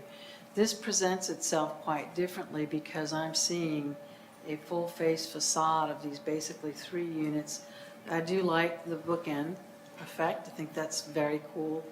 But again, it's reading very, very heavy, very monochromatic and height-wise, where I think if you could vary some of those heights, which might not work with your game plan of how you see condo, all of those things come into play, but variation would give you less massing. And I've got 3 big buildings, one larger, one in the middle, that is going to read basically as one big long building with some small connectors between it. So to me, variation on height, I do like how you have variation in fenestration with darker, brick versus whatever the materials are, dark and light, but it's still reading extremely heavy with no variation, even going vertically and undulating forward and backward as well.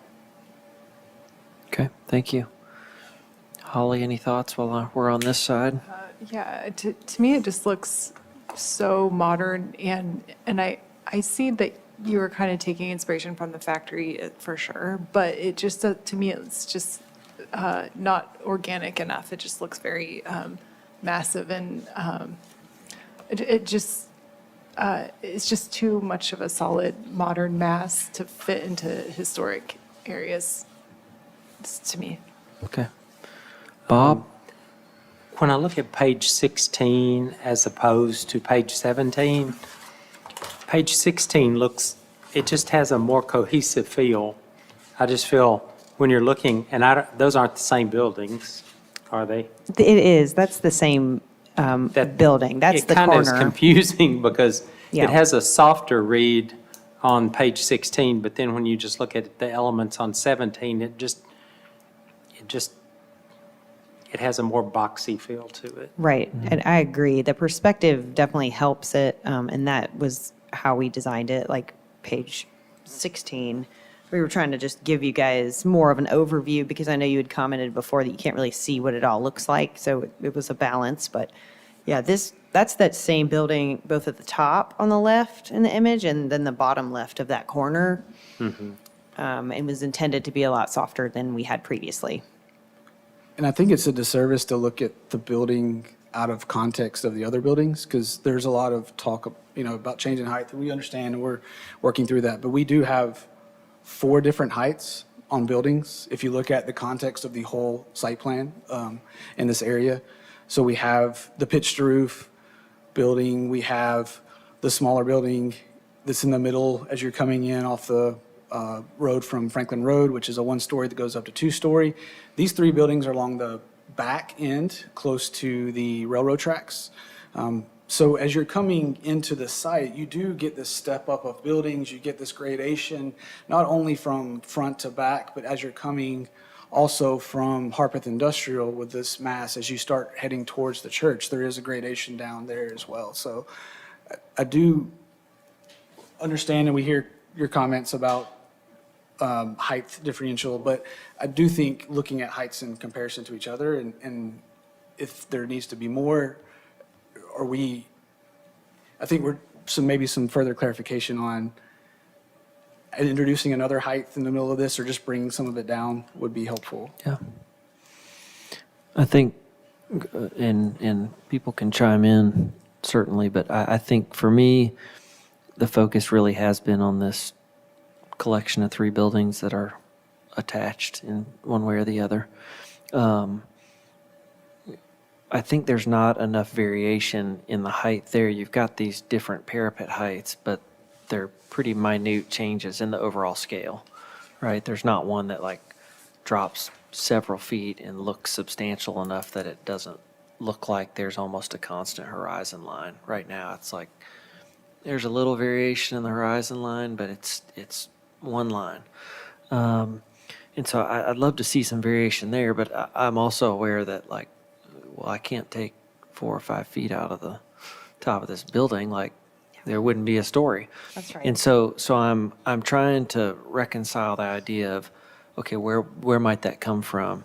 And one of the other thoughts I have sort of separate from that is this kind of colonnade portico thing and this retail, that portico, while I don't think it's a bad idea, I think there's a lot of it, one, and it's really, really tall.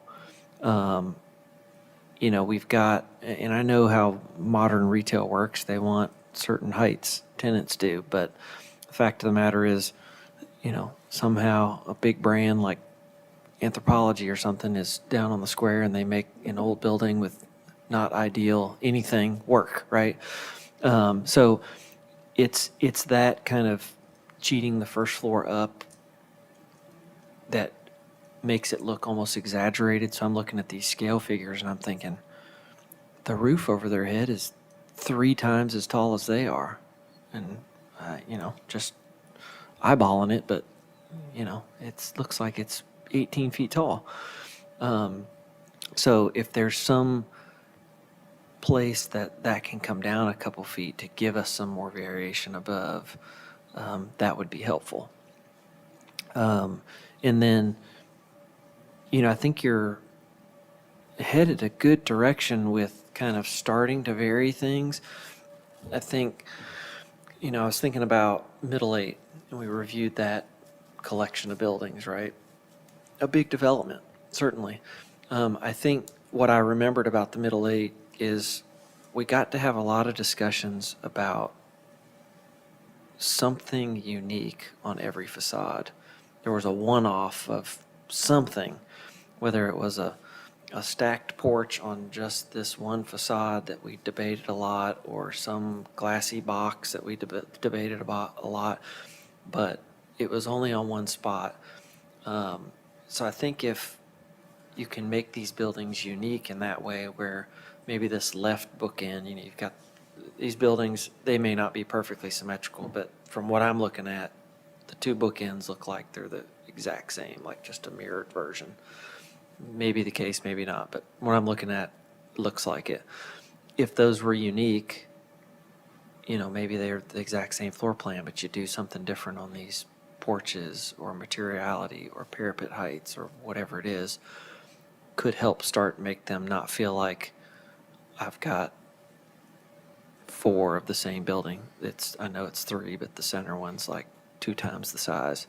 Right now, it just feels like 4 of the same repeated elements over and over and over again. I think that speaks to that kind of monotony thing. But I think this has more variety than it had before. I think if you can find some more variation in parapet height, sometimes you don't need a parapet, sometimes you do. I don't know what you've got here. If that lower level could scale-wise be approached differently, if maybe there's just some canopies, I think you had in your original versions, there were some canopies and some porches. I thought that was more successful than this big kind of loggia thing that starts to me feel like, one, it's out of scale, but it feels a little like outdoor mall-ish instead of urban retail, if that makes sense. It's like a historic urban retail. It's just a little different. So, Kathy. Mr. Chair, I really like your comment about, and I think applicant should deeply consider this, is lowering that loge portico first level, because it almost looks like there's something wrong with the people, you know, the little images of people you have in there. I think that would help you with the overall height on things. And thinking like, take a look down Main Street. If you look down Main Street, downtown Franklin, each storefront almost has its own, there's so much change in height, change in form, giving it that individuality, and maybe identifying even further where you are calling for condo versus whatever else happens on the upper levels. Mm-hmm. But speak to that through your materiality and through having those little individual. I think you've missed an opportunity to create something that is unique and individual and a particular style that reflects retail and, you know, multi-living options, condos, whatever, but has this sort of industrial feel, but sort of has it's the entryway into the old portion of historic Franklin. So you've kind of got some things that I think you can play off of those opportunities. Look to Main Street, how that skyline is not a straight skyline. It's not this fluid horizon like you mentioned. And it might offer you some options to create uniqueness to it. This could happen in any city. It looks like it dropped out of the sky somewhere. You've got a nice hunk of land to work with, and I think it also will bring a nod to Morningside if you craft this uniqueness to it. Take advantage of that opportunity to do that. I wanted to say that the pitched roof building in the back, that's sort of warehousey feeling, I like that building. I just think it looks like a warehouse. I think it's got good proportions. The eaves aren't too high. The detailing isn't so fancy. It's recognizable but new, right? And the center building with this kind of whatever I call it, the ice cream shop. I think it was that for a while when it was by itself. That building, I'm getting more comfortable with it. It's I think the contrast right now, just the colors, I'm like, maybe that's right, maybe it's not, I don't know. But I like the back end of it being, I like how it tapers up from Morningside, right? I think that was very intentional. You go 1 story to 2, gives you some cool rooftop opportunities. I think that's fun. And then you've got this like inset, dark 2nd story porch thing. I think that's neat and unique, but all the parts and materials are familiar to us, right? I know what all these are, bricks and canopies and rails and the roof forms. All that is something that we understand, but this is a modern interpretation of it. So I think it's successful in that way, both of those. It's this really long building. I think if it were just one of those pieces was what you've shown, and the other 2 get designed as if they didn't touch or weren't built at the same time, but again, we're familiar materials, but with a new interpretation of how they get applied, I think we start to get something that, we keep saying organic and everybody goes, what the heck does that mean? Yeah, that's what we're talking about. It's like there really is variety amongst this back building, the ice cream shop building, what I'm calling it. I know it's office, there's some, but those are distinctly different right now, but they work together. In this, then you have this really big, we're not even reviewing what's across the street, but it's going to be part of the context of all this. And I can imagine it's going to live in the same vein as this larger building. So some variety is going to go a long way in helping us feel like it's not contrived, that it feels like it belongs in Franklin, if that makes sense. I think a differentiator could also be, and maybe it is in some places and you show it more, but if the sidewalks were wider, that had outdoor activity, I think that would help show some variety. Yes. Good. Like Outdoor tables. activity. Yes. Like, when you walk out of a restaurant and sit on the street, we haven't been lucky enough to have much of that downtown, and this could be And there's tenants who've come and asked, and we've had to tell them no a because of it, differentiator where it for was. this. Yeah. Mr. Chair, isn't that part of like the factory's concept too, to have the outside? Yeah. I dining just, component? I'm sitting over here Googling pictures. I'll send them to staff. Yeah, like I said, we focused a lot on this trio building. It's because there's a lot of it.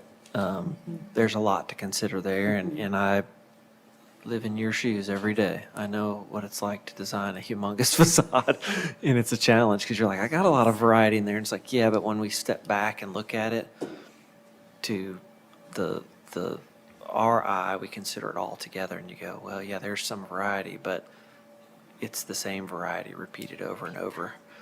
So I think you're headed in the right direction. It's just some further development on some of these elements that are maybe feel exaggerated, like this portico thing and this horizon line is a little too stagnant. It's starting to move, but I think it needs a little more. Those little things, I think if you shift those, they're going to start making it. And like Mary said, if there's opportunities to inject a one-off thing in this portico where it stops and it's interrupted by this little courtyard that people serve dinner at or something, I don't know what happens in it. It starts to break some of this repeated elements up into, well, there's a one-off little unique thing here and here. It feels a little more organic, whatever that means. So not necessarily, I think the portico, a lot of the inspiration came from Jameson Station, which also has a similar high kind of canopy with kind of a porch, I guess, over the top of it. I'm familiar with that one because our office used to be there, so I remember looking out there. We're okay with some of that element, but maybe some more variety, or was Probably less of it and not so tall. Okay. And even to that point, I look at the columns under it and they seem really hefty. If those were thinned up, and I think they could be if it's a little shorter, right? If those are thinned up, maybe they're pairs of little tube columns or something smaller, but there's pairs and there's some rhyme or reason to all of it. Then there's the whole world of, structurally we got to hold it up. But look at some examples of those. And like I said, simpler, I can't remember a time when simple wasn't better here on things that we reviewed. It's like simple and timeless almost always wins. So. Yeah, the challenge is it's sits at the floor height so that it can be these massive porches, which are really, really nice for those condos. And so we're going to have to take away the porches if we don't have that. But I understand there's other ways that you can accomplish that, and we'll look at that. But that's kind of why we designed it too, because of these really large, nice porches on the townhomes. Yeah, maybe the So- ceiling so- height's not so tall on the first floor. Which I know every retail giant in the universe will say, I need X amount of feet. But like I said, they use old buildings all over the planet and they make it work just fine. And they get very nice leases. And it works just fine. I wouldn't, from our board's perspective, we don't care what the lease is, any of that. We consider how's this fit into the neighborhood and within the guidelines, which our communities charged us with and the community approved, right? So, anything else? Kathy? I'm not ready for signage right now. It's hard for me to deal with signage when we're still working on the bones of Yeah. these buildings, because, I saw where you had signage written on some of the elevations, but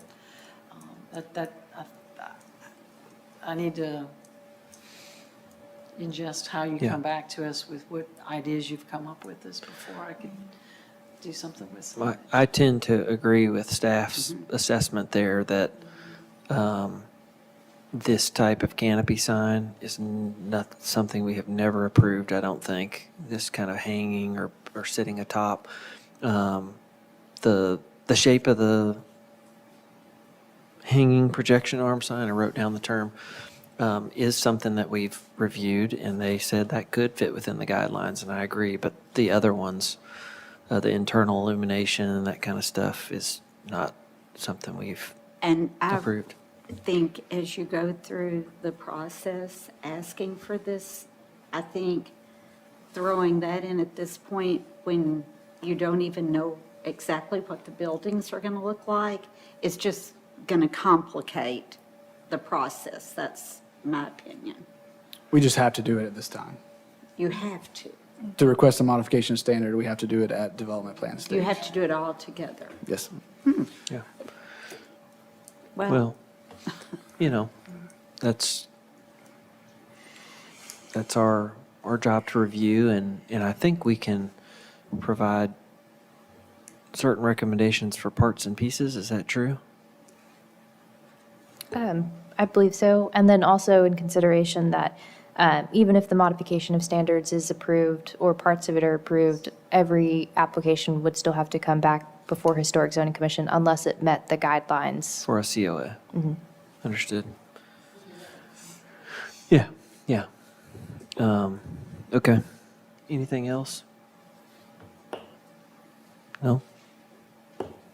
Anything else specific? I know your wheels are turning over there. I think the only, maybe just one comment on facade COA level versus massing and scale. I know height is a big one, but understanding what else, knowing that this would have to come back from a COA, we'd have to define it more. Just, like the Factory Hotel, they kind of did a white box massing, and then they come back with COA and got really into the nitty gritty of some of the details and the fenestrations and window sizing and all that stuff.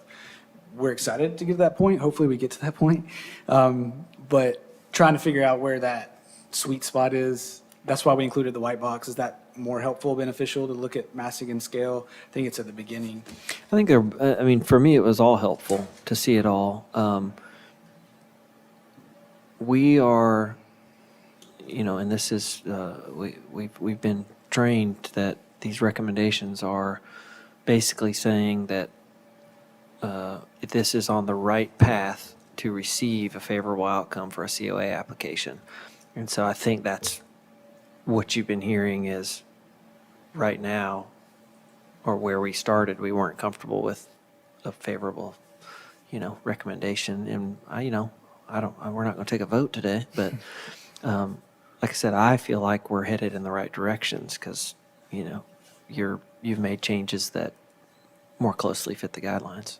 So, and yes, you've provided a level of detail that maybe you wouldn't need, but it's on a project this scale as opposed to somebody's house addition. There's more at stake here in our eyes and in the community's eyes, right? There's more at stake for something of this scale. So we're reviewing it in a way that we want a little more detail up front, just so that level of comfortability going to BOMA and Planning Commission is there. So I appreciate the amount of detail. We do get to see it again, but the more things we can address now, I think the better for you all and us in the long run, because it's just closer to what we might feel comfortable approving. And Is that Mr. fair? Chair, just because I know they want to get this approved, if I had one piece of feedback, it is variation in height. Yeah. For me. When I look at where you've roughed in just that level look. You're talking about that trio building there specifically, because you have some variation in the other buildings. but Yes, we're other talking about buildings. that. Yeah, The big one is. I'm talking about the biggest buildings. And I'm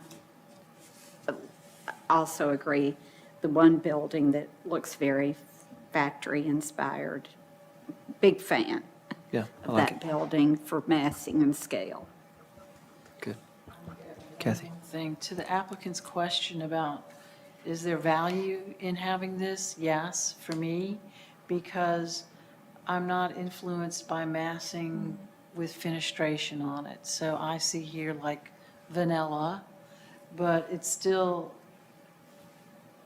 needs to be changed. It needs to reflect the comments that we've talked about and when you'll change the elevations as well. But I do like seeing this because I can look at elements and see their relationship to each other without being influenced by fenestration.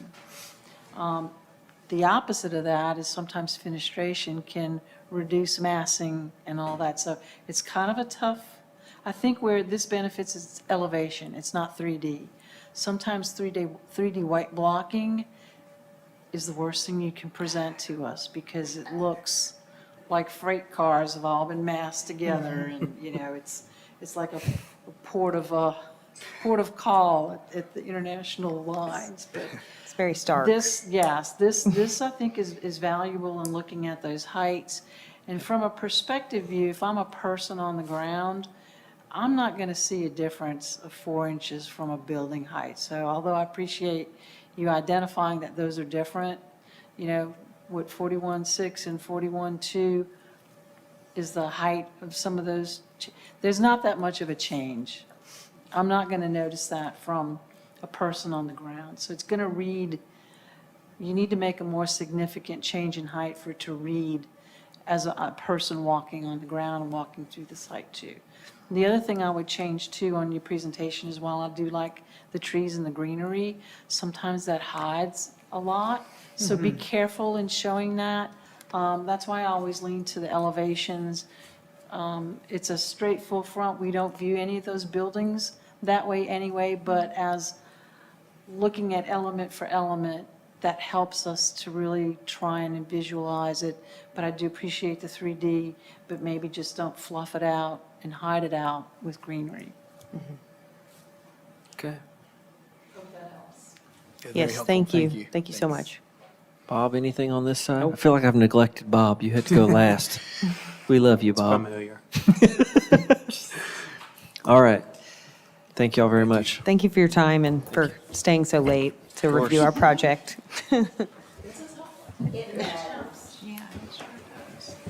All right. Announcements? Yes. We want to thank Lisa Marquardt for serving on the Historic Zoning Commission and dedicating her time to ensuring and upholding the character and qualities of the historic districts in Franklin. We are grateful to her and all her time she has volunteered over the years with meetings to make sure that that items before the DRC and HCC align with the Historic District Design Guidelines and truly blend with the Historic Preservation Overlay. Her term will be ending in December, and we are taking applications on the website for preservation-minded citizens who wish to serve. The application deadline is Friday, October 3rd. She can't be We're replaced. saddened, but we're thankful. And I need to thank all of you. I've learned so much over the years, I just can't even tell you, so.